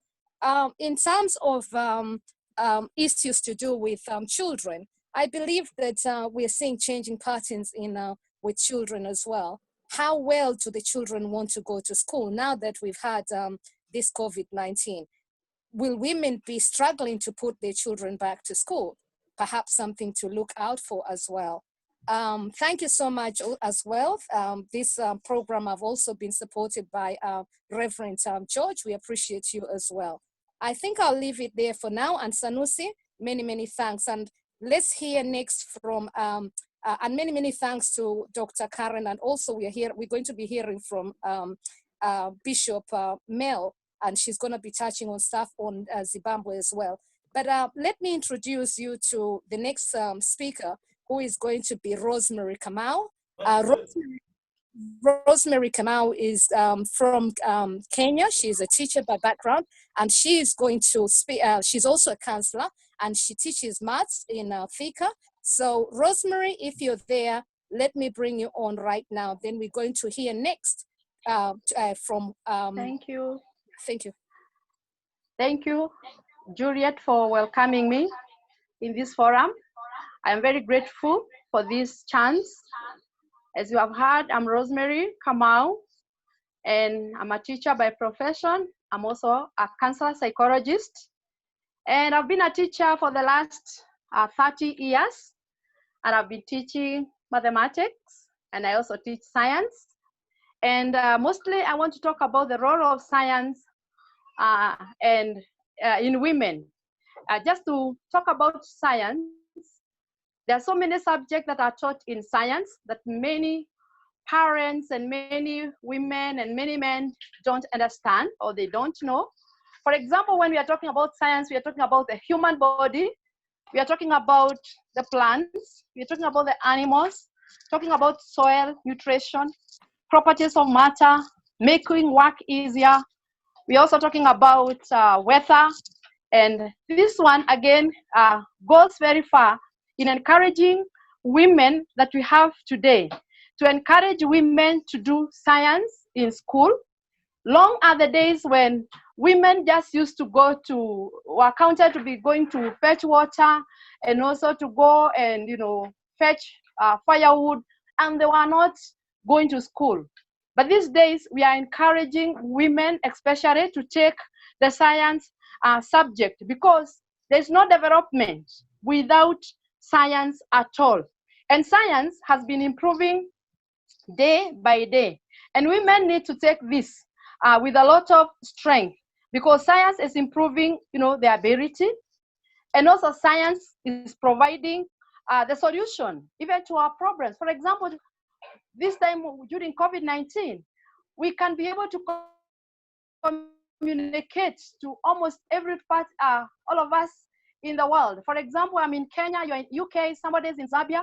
This is all about science. So science is providing solutions to our daily problems. Science being a technical subject, it is also very good because it's also encouraging many women to do their work, not just to stay at home. And we need many women, especially, to do actually science. They need to do technology, they need to do engineering, they need to do mathematics. And this one I'm talking because it brings development. I would say maybe here in Kenya, in Africa, and globally. And it is very important, even in this forum for the women leaders. Let us encourage as many women as possible. Let us support and also promote women so that they can be able not just to stay in the kitchen. Kitchen is good, but you realize in the kitchen is also good because as they do part of the science, we need food and nutrition. When you have the science, you are able even to cook a very nice meal for your family. You are also able to provide the nutrition part of the food. So this is all about science. That means parents, mothers, we need to encourage our women around. We know very well when we talk about women, we are talking of those women that may be from whichever age, whether 9 years all the way to more than 50 years. And it is very good. We have some role models, especially in Kenya. We have our late Margaret Maathai, who was also very good. She was the first in East Africa to have a PhD in veterinary. And she was even able to get a Nobel Prize just because she fought for women. She fought for science, conservation of the forest, conservation of water also in our nation and globally. And if we have many women like Wangari Maathai, you realize environment around where we are living, the place would be very, very, very good. And we will not have the problems we are having these days. We are having, a lot of lack of rain just because the trees have been cut. So what am I saying? I'm saying we need to change the way we view women or how women are viewed by the society. The way women are viewed like they cannot do hard subjects like mathematics. Personally, I like mathematics. And when I've been teaching mathematics in class, I've been encouraging girls mostly, please take this subject seriously, because without science, what we are having today, we cannot have. We are talking about the television, that is part of science. We are talking about the vehicles. Like those days, women could not even be allowed to drive because we thought that was the work for men. By the way, I'm not talking about equality here. I'm talking about a woman and empowering every woman to take the role of science. And I know when we do that as women leaders, because wherever we come from our countries, let us encourage many women. When we encourage many women, we'll realize even when it comes to agriculture, we will not miss crops, we will not miss food. When we are talking about food production, this is science. We need to encourage. I know there are some strengths, there are some weaknesses, there are some benefits. Fine, even I know there are some pitfalls, even when it comes to science. But I'm praying that may many women take the role and be courageous to fight for science to be part of them so that they can be able to develop, because without science, there's no development. And I'm very grateful even for this chance. I know I may have talked many things maybe people would not understand, especially when it comes to the subject, because not many people, when we are talking about science, they understand. For example, if I were to give a very simple example, there is a question that one student was asked by a teacher. A tomato has how many seeds? And this student, there were about 4 choices: 1 seed, many seeds, 4 seeds, or none. And you know what this student said? None. Why? Just because this student had never been in the kitchen, maybe with a mother. And this is science, cutting a tomato. So even when you are cutting a tomato, you are in the kitchen, please involve your girl child. Involve that child, let this girl child know how many seeds are there in a tomato. There are many seeds, you cannot count them. So it's very important to know that science is as simple as that example that I've given. Thank you, Juliet, even for welcoming me. And I know we'll have more time to talk about, because science is large and I can talk and talk as a teacher. Thank you very much. Up to you, Juliet. Thank you for bringing me back on. And because of the time, can you hear me? Yes, I can. Thank you so much. And can we have Bishop Mel getting ready? In the meantime, can I introduce to you Big Dan? He popularly is known as Big Dan, but his name is Daniel. Can you come in next, please? And he does community development. And because of time, I will be posting a summary of what has been discussed later on. So Big Dan, if you're there, please come on. And he is doing beautiful work during this COVID-19. He's actually putting up in Nairobi, he's putting up the backpacks in Nairobi for people to hand wash. And this is absolutely amazing. And we've been part of that program. So Big Dan, if you're there, please come on board. Thank you. And keep to your time, everyone, because we need to have a session to have the other people coming in. Thank you, Juliet, for the invitation. And I want to appreciate every other speaker who has come before me, and the sharing has been so resourceful and so rich. And I am grateful. I've already just been introduced. Yes, I am in Nairobi, Kenya, and I have been involved in community work. I am the team leader with Transform Communities Initiative, which is an organization that serves the community here in Nairobi and its environs. I was asked to speak about the role of women in community development, working with men in the 21st century. You realize that community development, it concerns stakeholders, and it concerns developing the community. It concerns issues that touches the community. And it cannot be done single-handedly. It involves a partnership. And so when I was asked to speak about women's role, the role of women in community development, to working together with men in the 21st century, it was such a key role that I would speak candidly, because I've been involved in community development. What I should bring to us is that community development concerns about 5 key pillars or key areas in the community, and one key area is about collectivity, and collectivity is about stakeholders. It's like one brings one portion of an idea, the other one brings another portion of idea.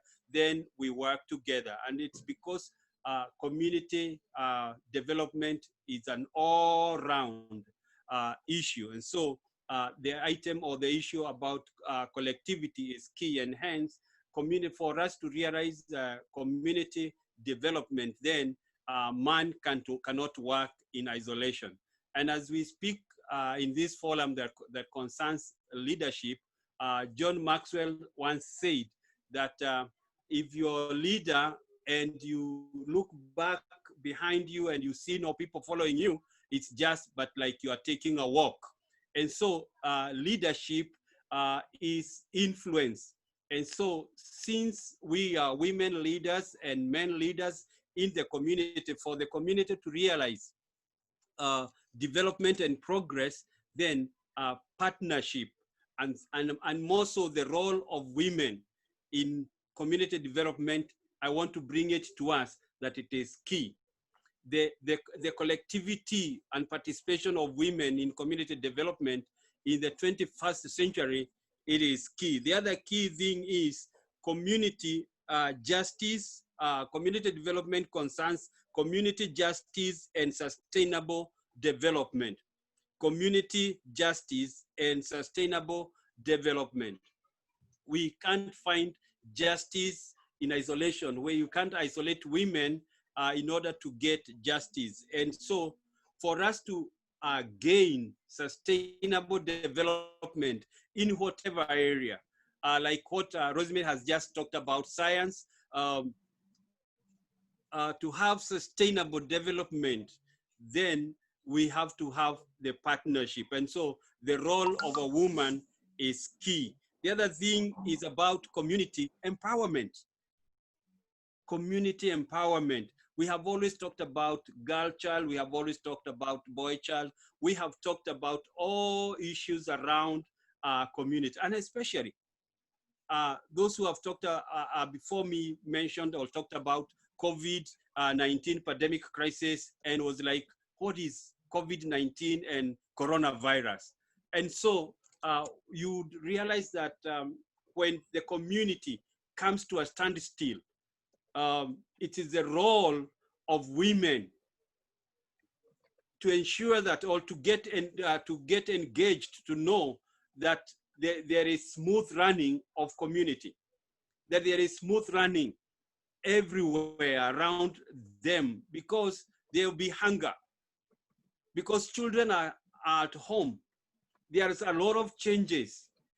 There is no income coming. And so the role of women in community, you realize that a lot of justice issues comes up, and issues to do with sustainable development is key, and empowerment. So it is key. The other thing, or the fourth item I would speak about, is human rights, equality, and anti-discrimination. Human rights, equality, and anti-discrimination.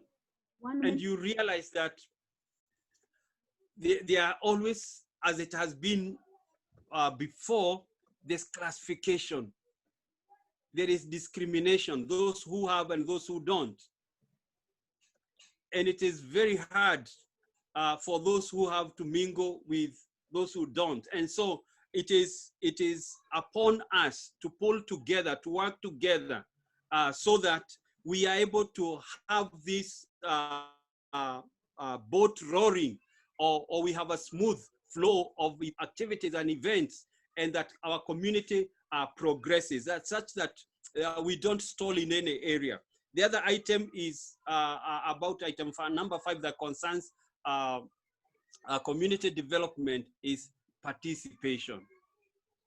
And so when we talk about community development and the role of women working with men in the 21st century, then we cannot separate the two. And for two to gel together, you would realize that, and I would tell you that it would really gain more. I've been involved over the years working with community during on HIV interventions, issues to do with mentorship of young men, young women, That's mentorship on bringing young men, bringing them during the ropes of passage, ensuring that there is a flow of activities running through. When we are talking about rites of passage, when we are moving from one stage to another, you realize that men and women can't work in isolation. For us to have a stable community, for us to have a stable nation, for us to have a flow that we are able to pass values. And so men and women working together is key. And we can't isolate men or women working with men or partnering with men to bring progress in the community. Thank you, Kariuki. Women are key and they stand strong. Kariuki, thank you. Women are key in community development and they stand strong. But when they work together with men, they in fact they stand stronger. I pose to us, when men work together with women in community development, they stand together. And who stands to gain? It's the community. And who are the community? Community is where we live in. It's one component that forms the society and that forms the nation. And you can imagine, when we have a strong community, we have a strong nation. And I would encourage that the role of women working with men in community development in the 21st century, it is key. And I want to appreciate each one of you for listening and for the time that I've been given. And I'm so grateful. And I am glad. Thank you, Juliet, for invitation. And I look forward for more participation in such a conference. To each one of us, in whatever country you are in or state where you are in, I bless you and thank you for your participation. I'm grateful. Juliet? Thank you very much. And you were a few minutes over. But to continue, Bishop Mel, are you there? Bishop Mel? I am. Yes, I am. Thank you so yes, much. can you hear me? Yes, many thanks. She's joining us from Newcastle. She's absolutely a lovely change maker. What more can I say? She's absolutely inspired me. One of my coaches as well. Many thanks for joining us, Bishop Mel. And you should see the work that she does. Roll on, Bishop Mel. Hi, everybody, and I am so grateful and thank you so much, Juliet, for putting up this forum. And to the people, my seniors, some of my seniors who have gone before me, I take credit to you because I have learned a lot today from Honorable Esther, from Veronica, oh my goodness me, from Susan, my sister. I love you so much from the bottom of my heart. And from the men who are in this forum, let me say, I just appreciate your presence in this forum because we need to understand what men are thinking about us as women. Right. My topic was about mindset change to create wealth because I am a wealth magnet and I believe it's so because I'm living it. Absolutely. I am a young, I want to call myself young because I still feel young. You know, I might be old, but I'm not cold. You know. I'm a mother of 6 and I believe in wealth changing because when we have wealth, we are going to have influence. The moment we have wealth, we're going to have influence. Make no mistake. Let me repeat that again. We must have wealth for us to have influence, be it in the governmental sector, be it in the health sector, be it in the mining sector. We must have wealth. I'm a woman who was born and I had to experience both plenty and I experienced lack. The time when I experienced lack at a tender age, I had to ask God, why do someone have, someone has to go to the lowest of their level where they have to even look for a fuel for them to make a meal. And I had to be in that position. And I grew up with that mindset. And I am a born and bred Jehovah's Witnesses, but I moved on with my life. with that mindset, I was thinking that we have to enjoy life in another world without knowing that, no, we have to enjoy life now. I enjoy life. I don't know about you, but I enjoy my life.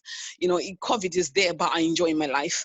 I had to understand about the mindset and to study about the mindset, what happens. And I like Iris. Iris spoke about the verse that has been my pinnacle. It has been my pinnacle, Romans 12:2. It has been my pinnacle in my life, which says, do not copy the behavior and the customs of this world, but let God transform you in the new person by changing, the way you think, the way you think, the way you think, the way you think, the way you think. Period.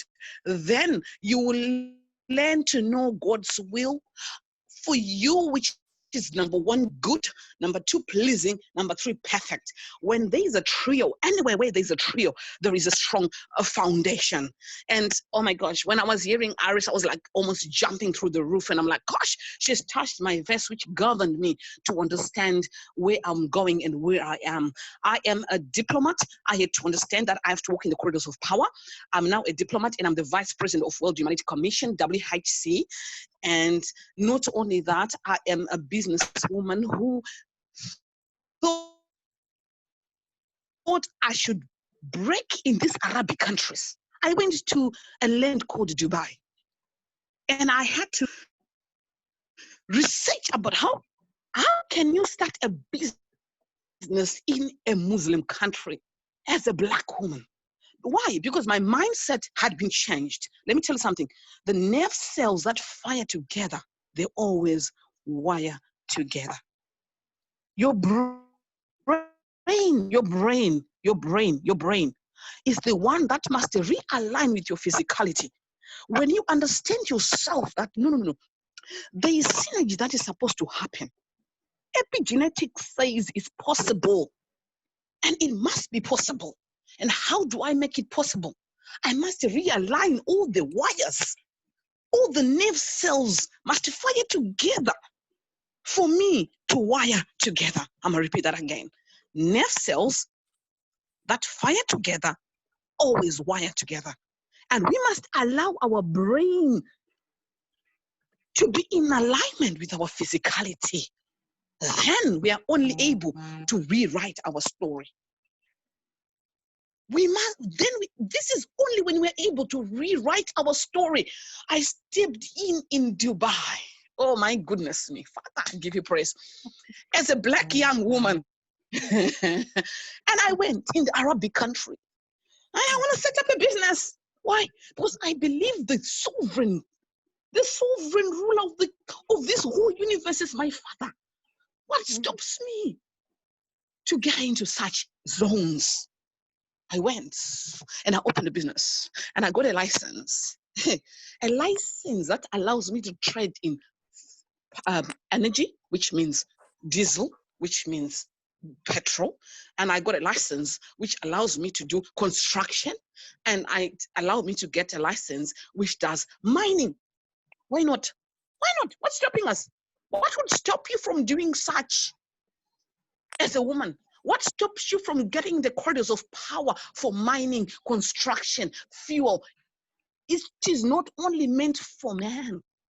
And I wanted to just break the protocol and make sure that, listen, if this verse says, I'm going, I want to transform you into a new person by changing the way you think. By changing the way you think. And we must now be teaching our African women to say nothing is impossible, because epigenetics says it is possible. I was reading a report by the Chancellor and the Bank of England, which says 0.8% 2020, the GDP has gone down. But listen, they are predicting that by 2021, it's going to rise up to 1.4%. And I was reading it this morning and I was like, hey. So there's a 0.6% that is going to make a rise. Are you positioned in the 0.6 that's going to make the GDP to rise? Or you're going to look and watch and clap hands for other people? Hell no. We should be in the position where we understand who we are and whose we are. I like the mindset because it is only, I had to recondition my mind. I stopped, you know, I'll be on Facebook and I'll be commenting. Sometimes it's not even me, sometimes my daughter is commenting, because I just want to be in the zone where I am dealing with the mindset so that they connect with my body, with my physicality. For you to be able to change, Honorable Esther, for you to be able to change the dynamics of Kenya, in the government of Kenya, the women of Kenya must understand that they have to realign themselves. The mindset itself must realign itself with the physicality. Lest we're going to read about Abraham Lincoln, we're going to read about Martin Luther King, we're going to read about Rosa Parks, we're going to clap hands for what was. But yet we are now in this season. This is the 21st century. Thank you, Juliet, for putting such a topic, 21st century. And we have to understand that we have to change our mindset. Guess what? As we are speaking right now, in my neighborhood, right next to my house, they are putting the 5G fiber networks. And I was laughing with the guys and I made them a cup of tea. Why not?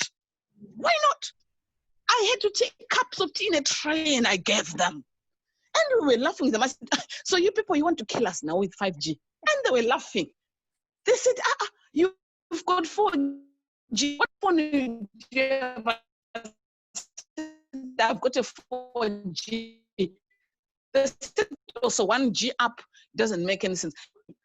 What do we need to do? We have to upgrade ourselves. We have to change our mindset. We have to go in our zone and say, this is where we are going. What do I do? And I like the person who spoke about robotics. Yes, it is happening. It's true. I think that was Juliet. It's true. We have to understand the times that we are living in, because mind is brain in action. Hear me. Learning is forging new synaptic connections. So we have to understand that the fundamental is learning and sustaining what we are learning. For us to live in this 21st century and where we are going, we must take ourselves out of all our wrong beliefs in things, and we have to move with the time. New thoughts. We call that evolution. We are evolving. 30 seconds. We are evolving. Make no mistake, we are evolving. Make no mistake. And I'm loving it. And I thank God for all the honorables who are here. And I just want to thank God for everybody who's spoken before me. And I was listening, I'm still listening, and I'm loving it for the constraint of time. Love you so much from the bottom of my heart. This is Dr. Mel, the Wealth Magnet. Love you. And thank you so much, Dr. Mel, for that. Now we are going to have a wonderful Tarela Aganti. And for those who haven't heard what osteogenesis is, she is the founder of Osteogenesis. So her topic here today is how to find joy and happiness in chaos and adversity and disability. And I think she'll move on from Bishop Mel. Tarela, are you there?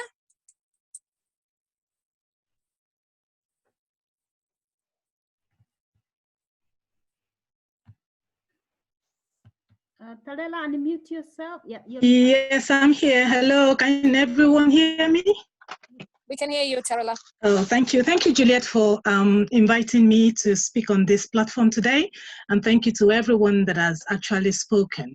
I'll quickly introduce myself. My name is Tarela Aganti, and I'm the founder of Osteogenesis Imperfecta Foundation in Nigeria. And basically what that means is brittle bone condition. So the topic with me today is to speak about how to find joy and happiness in chaos, adversity, and in disability. Yeah, I want to say thank you to Veronica for what you said.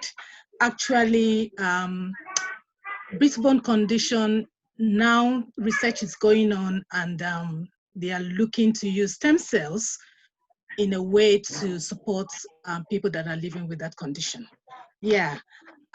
So I'll quickly move on now, and I will speak mainly on 4 points. But first of all, I'll just give us a little background.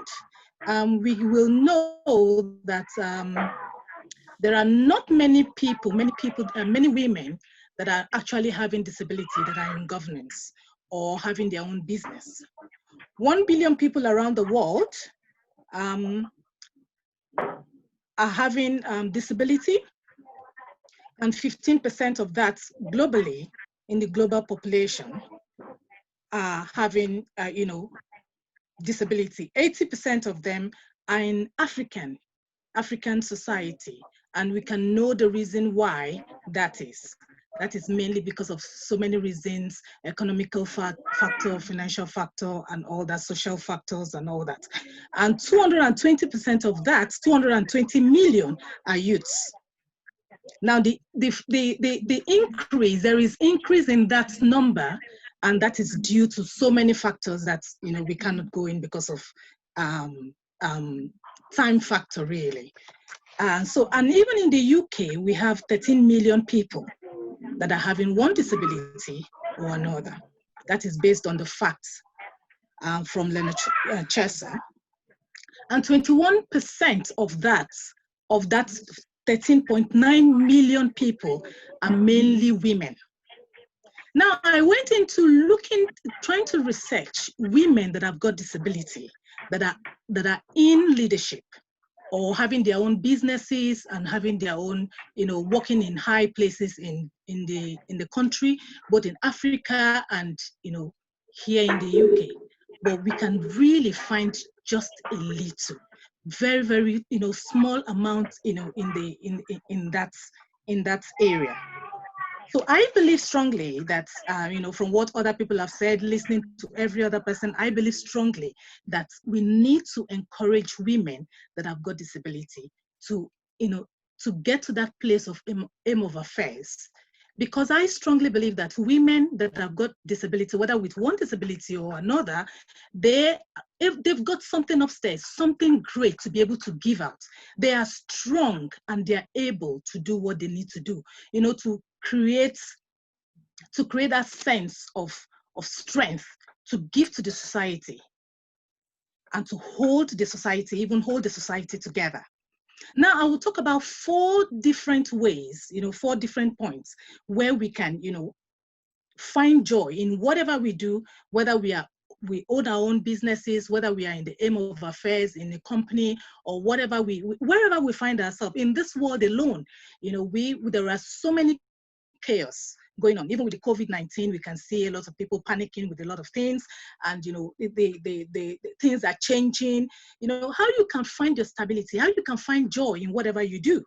It is very, very important. Number 1 point that I'll be talking about today is to find yourself in a good mindset. Dr. Mel talked about, having being positive in your own mindset. It is very important that you find that mindset that is very, very strong and stay positive in whatever you do, because you can do it. You need to understand from the inside that every woman is a leader, and as a leader, you can do it. So you have to find that mindset, stay in that positive place. And also, the second point that I just want to talk about, just want to touch strongly and quickly because of time, is to find that place of stillness. Sometimes, when you find so many, the world itself is just going chaotic, really, and things are really happening everywhere. It is very, very important that wherever you are, it is very important for you to, take time out to really sit down, sit back, and find that place of stillness from the inside, whether you're a Christian, whether you're a Muslim, or whatever. Some people, it is for them to just, do something like, what do they call this word now? Some form of exercise, or to call on God, or to, or to read your Bible. For me, I'm a Christian. So when I want to find my place of stillness, I go back to my roots. I go back to my Bible. I pray. So for some people, this is very, very important to do that. For some people, it's important to do that. For some people, maybe it's karaoke. For some people, it's singing. For some people, is meditation. It is very key for you to find time for yourself. A lot of people that are actually going through a lot, whether they have disability or not, they work themselves out because they want to, I know there is a goal to achieve, but if you don't have that proper rest, if you don't have that proper, time, that little time to really take out and look inside of yourself, it is very, very difficult for one to go on, for you to be able to achieve. So it is very important for one to, find that stillness inside of you so that you can then rest it out. And then at the end of the day, by the time you're coming back, you are strong enough to give out your best. Another point that I'm also going to talk about for time's sake is, having the good network and having that company.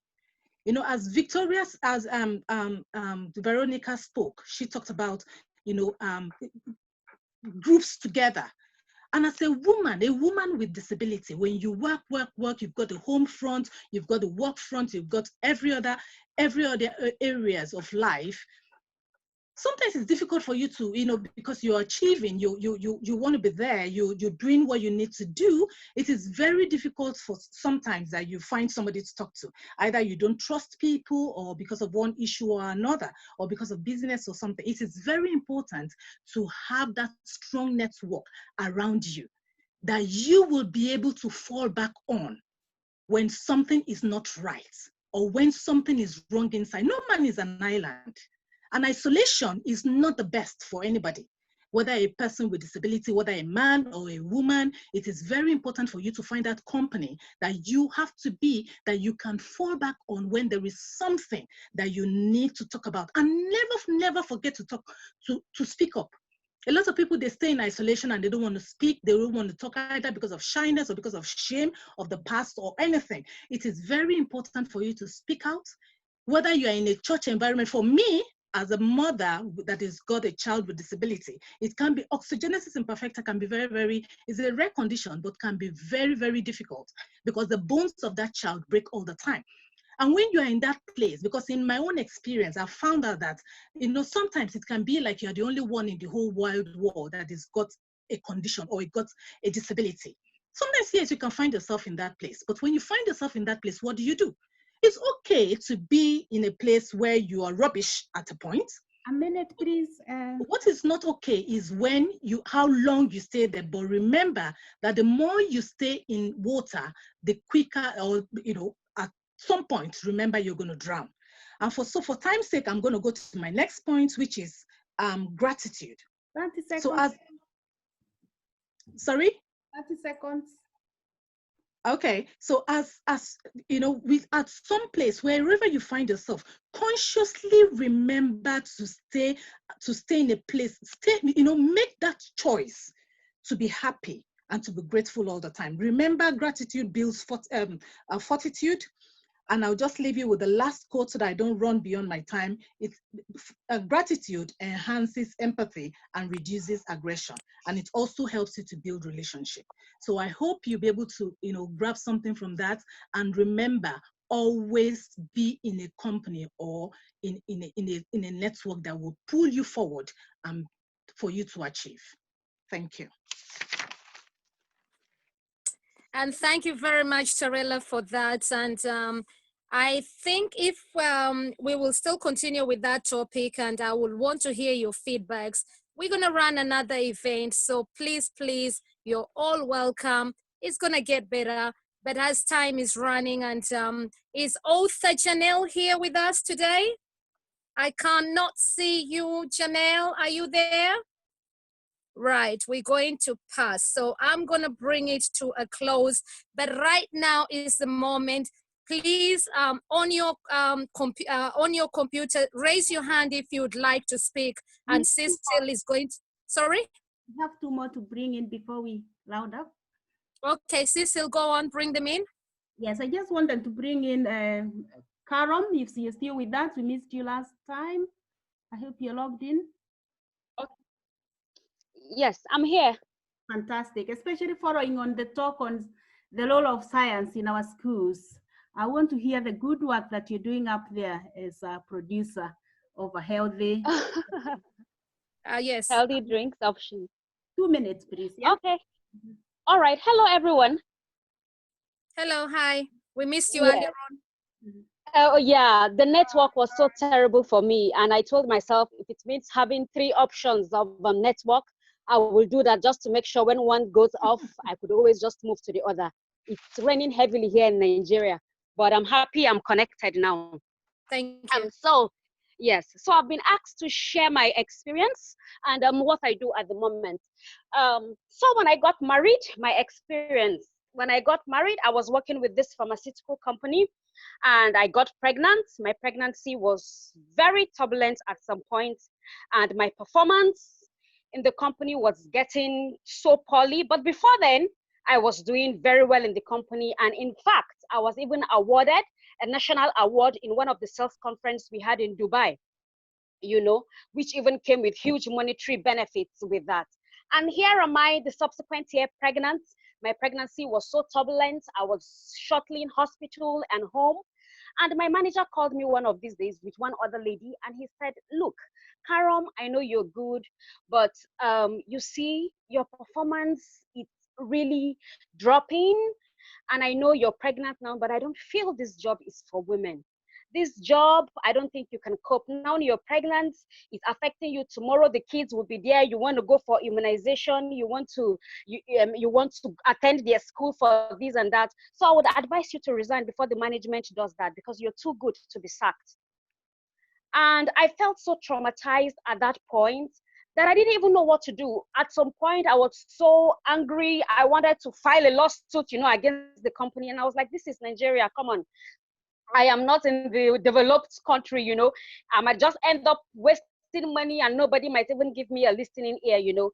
So I got upset. I spoke to my husband about it and I resigned. And when I resigned, I told myself, you know what? I would not just fold my hands.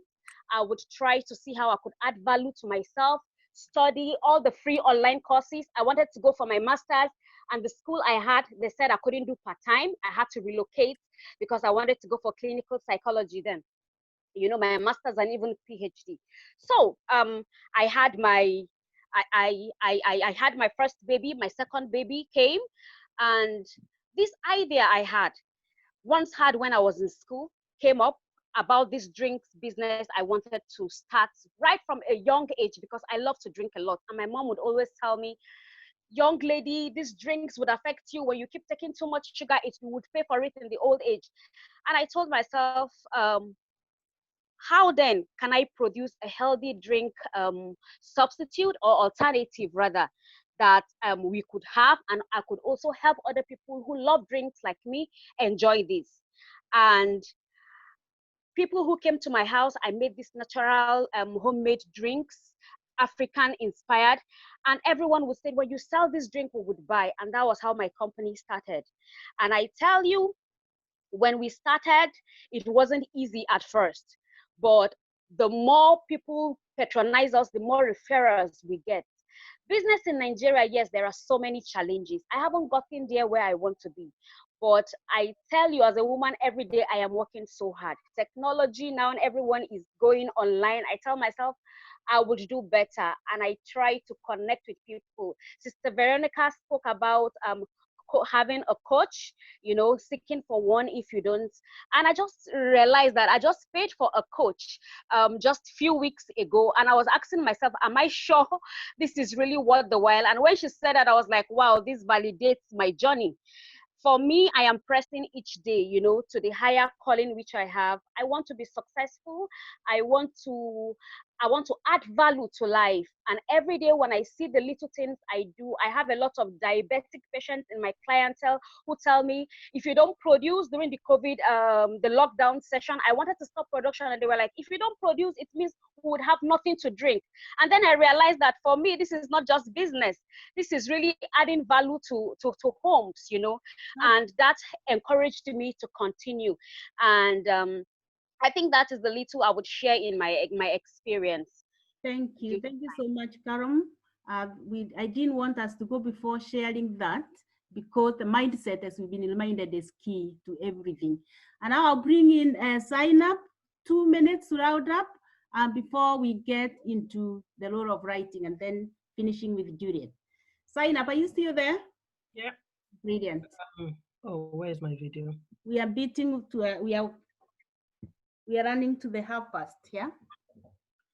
Okay. Oh, thank you, Cecily. A really fantastic afternoon.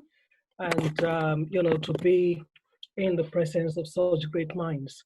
I think for me, just very quickly, because I wasn't given any topic to talk on, but I've picked up on so many things here today. Just to reiterate one or two of them, where right at the beginning, Winnie talked about being, you know, be able to be adaptive and adaptable in whichever circumstance we find ourselves in. And I think it was Iris who mentioned about knowledge can only be power if applied. Very, very two key important statements. For myself, as a woman who my background is in community development, and I've worked with various organizations tackling injustice, working with refugees, and so many others. I wanted just very quickly to bring things back to the root of where we gain our leadership from, in the home, in our community, but more so within our families, and having you know, our young people. And we all know, for those of us who have kids or even siblings, the challenge you have, you know, as being a woman and being a leader within those settings. And the reason why I wanted to do that, I've been part of quite a few of these discussions, and I always try to highlight the, you know, the support for our young people at this particular time. What is coming, the storm that's coming? What are we doing with our young people as leaders? For us mothers, I mean, I know that within my family and in my home, they tell me that you never keep quiet, you talk about everything. If I don't talk, I can't just keep it in, because that would be holding back knowledge without applying it. So what do we do for our kids? How do we collectively as women get together? We've talked about mentorship, we've talked about having the vision, but what do we do to help our young people who I think would be one of the groups that would be hugely impacted during this pandemic? And coming out of it, yes, some of them may have been followed, but there is, for some of them, redundancy is going to follow, will come. So what do we put in place? And with that, and to just share an example for me of the determination of a woman, wherein the thought is about, yes, their community and everything they're doing, but also it's about what do we do about our young people, because they are the leaders of tomorrow. With my current job, I had the opportunity to travel to Colombia about 2 years ago. And we visited projects, and so many projects, but the one that struck me, we were in this gathering where everybody that was talking were men. And this woman got up and wanted the mic to speak. And you could see, you know, the men looking at each other and wondering why, you know. And this woman called Norelia is an Afro-Colombian. And what she said sticks with me today. And she stood up and said, we're really grateful, we're thankful for the opportunity we've had to come through the war and to be able to rebuild our lives. But what I have picked up along the way is that a lot of training has been given to men. The men have been taken to parliament to make representations on our behalf, but we have not been given a voice. We want our voices to be heard. We want to be able to develop our community, but more so, we want to be able not to lose our cultures and customs for our children. We want to make sure that our children, being our future, are able to pick up, you know, our culture, not lost to war, and to carry it forward. And I think for me, that was a powerful message, which runs through a lot of what we've been talking about today, the sharing, the mentorship, the not keeping it in, and sharing it. But I wanted to just highlight the bit about how we use, our leadership, which we would have learned from home, because that's where we learn it, that's where we harness it, that's where we embed it to take it out into the community, and not to forget that. And I will leave you with a quote which I picked up from somebody, where it says, leadership is about making others better as a result of your presence and making sure that your impact lasts in your absence, which is what Norelia was trying to do. And I think which is what a lot of us here are working towards and hoping we'll achieve. Thank you very much. Thank you so much, Zainab, for that very well summarized talk. But I don't want us to finish without touching on a topic that one of the panelists was not able to log in. Writing, being a writer, the power of writing. Remember, we are all talking about being a voice. Leadership is about being a voice and influencing others with the voice we have, and therefore creating the partnerships that are necessary to make a change that we are all looking or seeking. So the power of writing, nobody can deny it. Books will go to places that you never go. Books will touch souls that you'll never physically be in a position to sow. But most of all, they'll help you tell your story in a way that nobody else will ever do. So in as much as not all of us can be writers, I will encourage ourselves to connect with somebody else who can and put that story that you have down, because it will change somebody else's life. I'm saying this because in our midst, and I can see she is still logged on, Lillian. Lillian is a young woman who did not know how to read and write when she was 19, and it was in her 20th birthday she went to class 1. And as we speak, she's a mother of 2, a very, very good wife, and most of all, a writer, and not yet in her 40s. So in a space of very few years, not knowing to read and write at the age of 19 and 20, she is now one of the biggest writers. Now, Lillian, are you okay to say hello to us?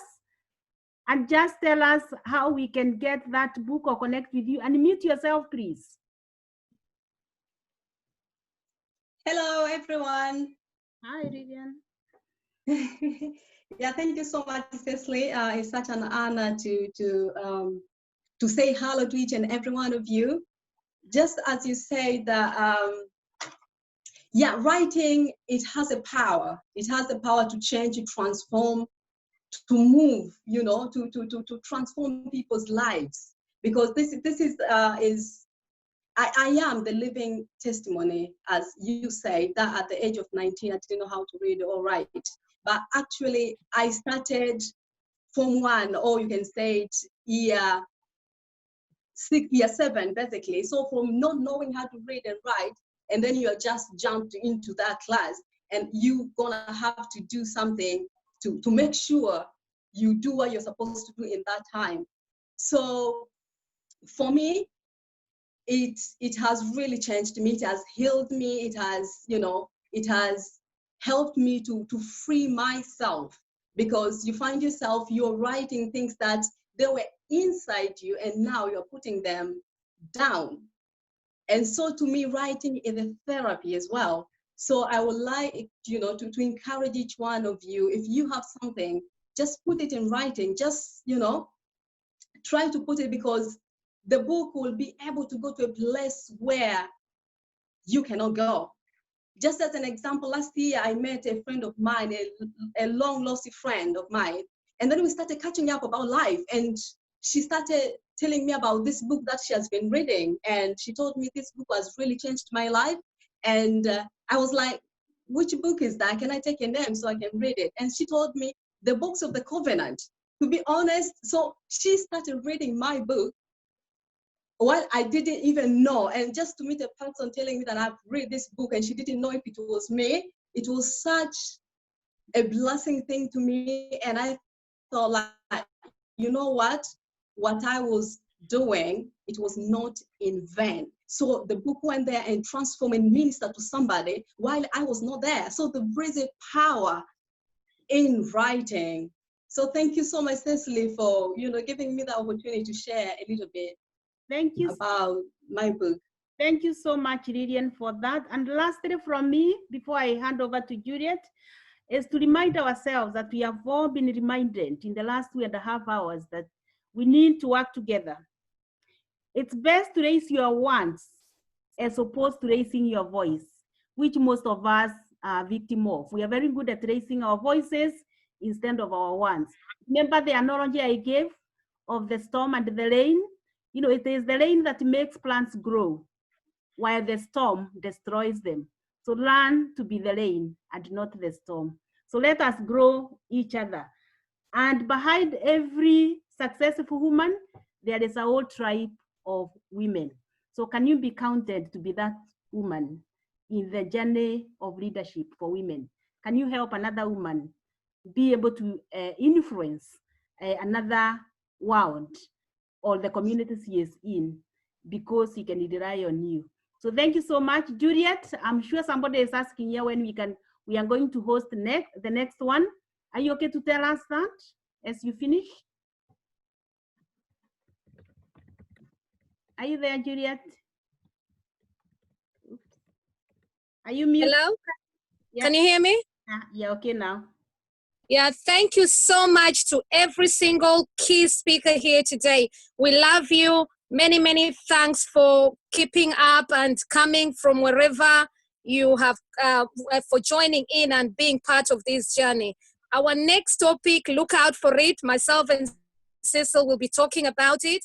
But more so, what we want to leave here with, I know that these policymakers who have been listening and picking up key speeches, where are we now? And I hope that you have been inspired, and I hope that you're beginning to also see how technology can help us right down from our homes, for us to have these discussions, for us to have these kind of empowerment and inspirational things. And indeed, we've had from absolutely, if I think Cecil picked up on the summary, and also Sarah picked up on the summary as we went on. Can I appreciate Councillor Susan? Can I appreciate of Hackney? Can I appreciate Honorable Esther? Can I appreciate Honorable Antile, who was not able to join, but I'm sure I'm going to be catching up with her. She sent her apologies and she was caught up in our assembly. Can I appreciate Annette Levy, who is still here with us, Iroy Agui, Cam Adams, I've been watching you, and of course Zainabu, who has also joined in. Mary Juan Piero, lovely to see you. Constance, lovely to see you. Eva, I have seen you. Antarella, thank you so much. Nyara and Sanusi Karoma, many, many thanks for helping us to moderate there. We really appreciate you. Jacqueline Francis, who's also written our book, many, many thanks. Rosalind Birungi, and of course Lillian there joining us. Senath, I love you to beat. Cecil, Monique, I love you as well. Rachel, Midoy, and every single one of you. I cannot forget to thank all Mr. Noah Kea, who is also here. God, we love you so much. And of course, Joseph, my volunteers as well. We love you so much for the work that you've put in so that we are able to bring this on board. It's never easy to bring a global program together, but I tell you, we can do it. As you can see, we're just over 10 minutes. If anybody is dying, is really, really got something to press, raise your hand. But what you can do for us, let's take another 5 minutes. Write down what you think we've left out. You can see somewhere there, it says chat, a chat box. If there is something that you would like us to capture, take this moment to write down so that we capture something that you really love. And also just between myself and Cecil, please call us. You've got my number, which is on +4477 423 8405 to ask Cecil about that. And Koiki, thank you so much. We've been watched in Facebook. The whole discussion will continue. What can I say? I can just say, women, we are the inspirational of the world.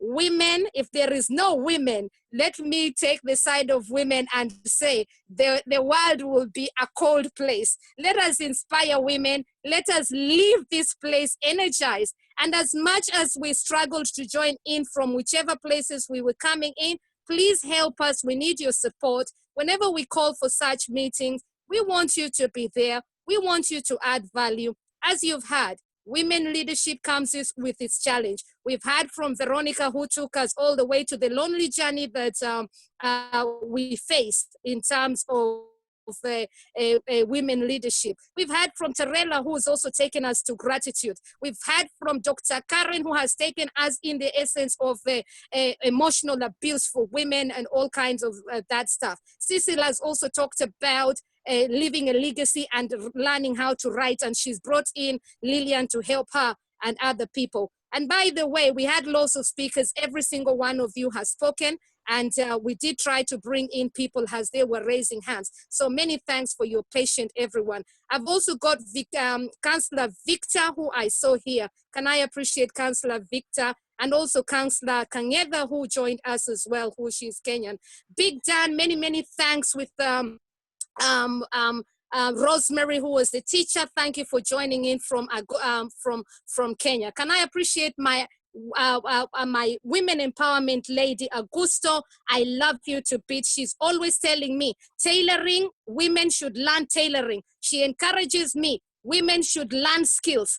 Please, please, I give her a hand because she pushes me that the youth need to learn a skill. So she leaves us with that. Moments, I can see you. Moments Hatinato. So thank you so much. Lillian Martin, thank you so much. Irene, I thank you so much. Mercy Best, many, many thanks from wherever you're joining from. And of course, our Honorable Onana, who has stayed with us from Migori County. We thank you. Please, please, take all these things on board, take them to your assembly in Kenya. We want things initiated in Migori County. And by the way, I have met Honorable Esther, who brought me in to speak about the outlook of persons with disability across Kenya. They have a wonderful program there. And please, if anybody would like to speak to her, please contact me, then we can always do it that way because she's in the assembly. Dee, I love you to bits. She's written a book as well. 2804, I don't know who you are, but I'll call you, I give you a wave. Nancy Okademi, I love you. And of course, I've got here an A73 person there. I can see Siwaweru and Koziva, I love you as well. Jacob Katitia, thank you for joining in. Maria Oriaki and Koziva. I have named Yoga Boo, Karen, and of course, Eva. Victor, Koroma, and of course, Koron Mukwenyi, I thank you. Baker, many, many thanks. Omatayo, many, many thanks. And of course, God Studio, thank you so much. Nancy, thank you. Maria, thank you. Galaxy and Susan Nasim and Namakula, Catherine Chenga, we love you. Ola Leken Odedeyi does fantastic work right across the Midlands over there. Many thanks for the work. Dr. Mel, thank you for increasing our wealth to magnet and telling us women that we need to have that spark and we need to spark ourselves. I will leave it there. Appreciate my everybody, Cecil. If anybody would like to send in comments, please send them on my WhatsApp, send them on Cecil. I'm going to be writing a report about this. So don't worry. What I can say, you have been here. We're changing lives. We're transforming lives. Veronica Karua, many, many thanks as well.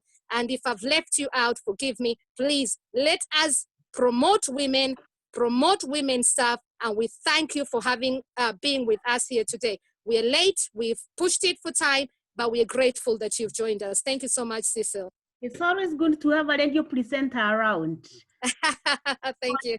For acknowledging everybody, Asnath and all the rest of you, please, next time I can see a question there. How can we join in the next one? Look out at the Facebook, and Juliet is always a presenter. So you'll be in a position to send the message out there. So and this discussion should continue. Please, please, we need your help. For women, let's learn to add value. That's what I'm taking from here today. And as you go home, please, I've just heard Cecil saying, We should all write a book. If you need some support with that, give us a shout, please, please. And tell somebody you were here today. And our hashtag for today will be UKA, UKA Goals. So it will be UKA GOALS, UKA Goals. So that's our hashtag for today. So if you've taken anything and whatever you've learned, please, please send it to us, UKA Goals, and that is going to help us a lot. Can I appreciate Cecil Mwaniki, who is also the founder of CM Networks, myself and herself. Many, many thanks. And I will not forget to say BBC Baksha, many, many thanks for capturing this as well for us. We want to take this with BME communities. This is a global program. We've done it ourselves with no funding at all. So I can tell you that we need support. We need every single assistant. Until then, we love you all. And thank you, Cecil. Thank you. Bye. Thank you. I'm going to unmute everybody so that you can socialize. So, and I'll leave it open for the next 20 minutes. Those who are calling from Kenya, please, especially from Kerogoya, Mombasa, Nyeri, wherever you are. We can see you. Yes, we can see you. I'm going to unmute you all so that we can connect that way. Thank you. Thank you, everybody. Thanks for your thanks. Thank you. That was a good one. Thank you, everybody. Thank you.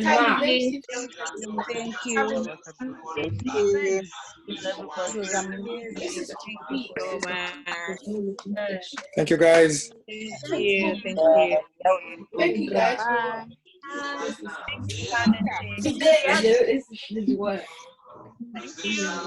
Thank you, guys. Cecily, thank you. For opening. Thank you very much for the organizers. We look forward for another one. Yes. Thank you.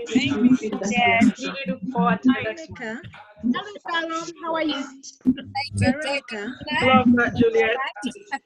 Veronica. Thank you for logging in. Again.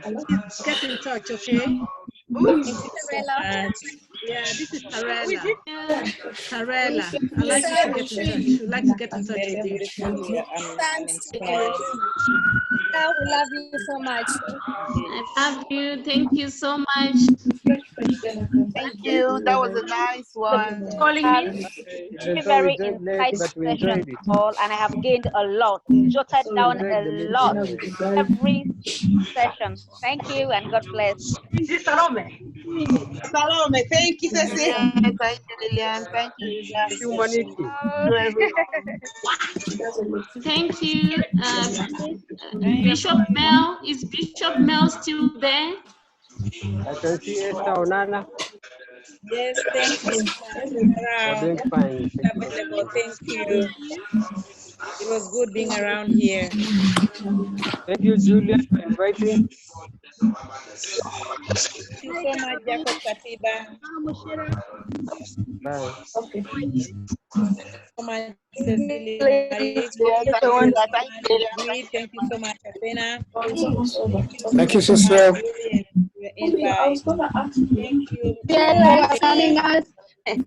Yeah, it was great. Hi, Juliet.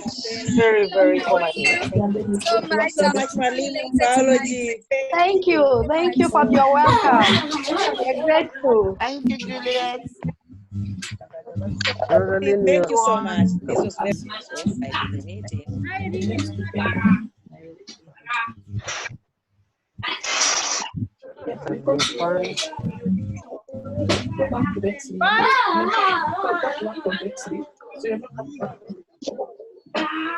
You're coming. Oh, you said you're coming back. Okay. Okay.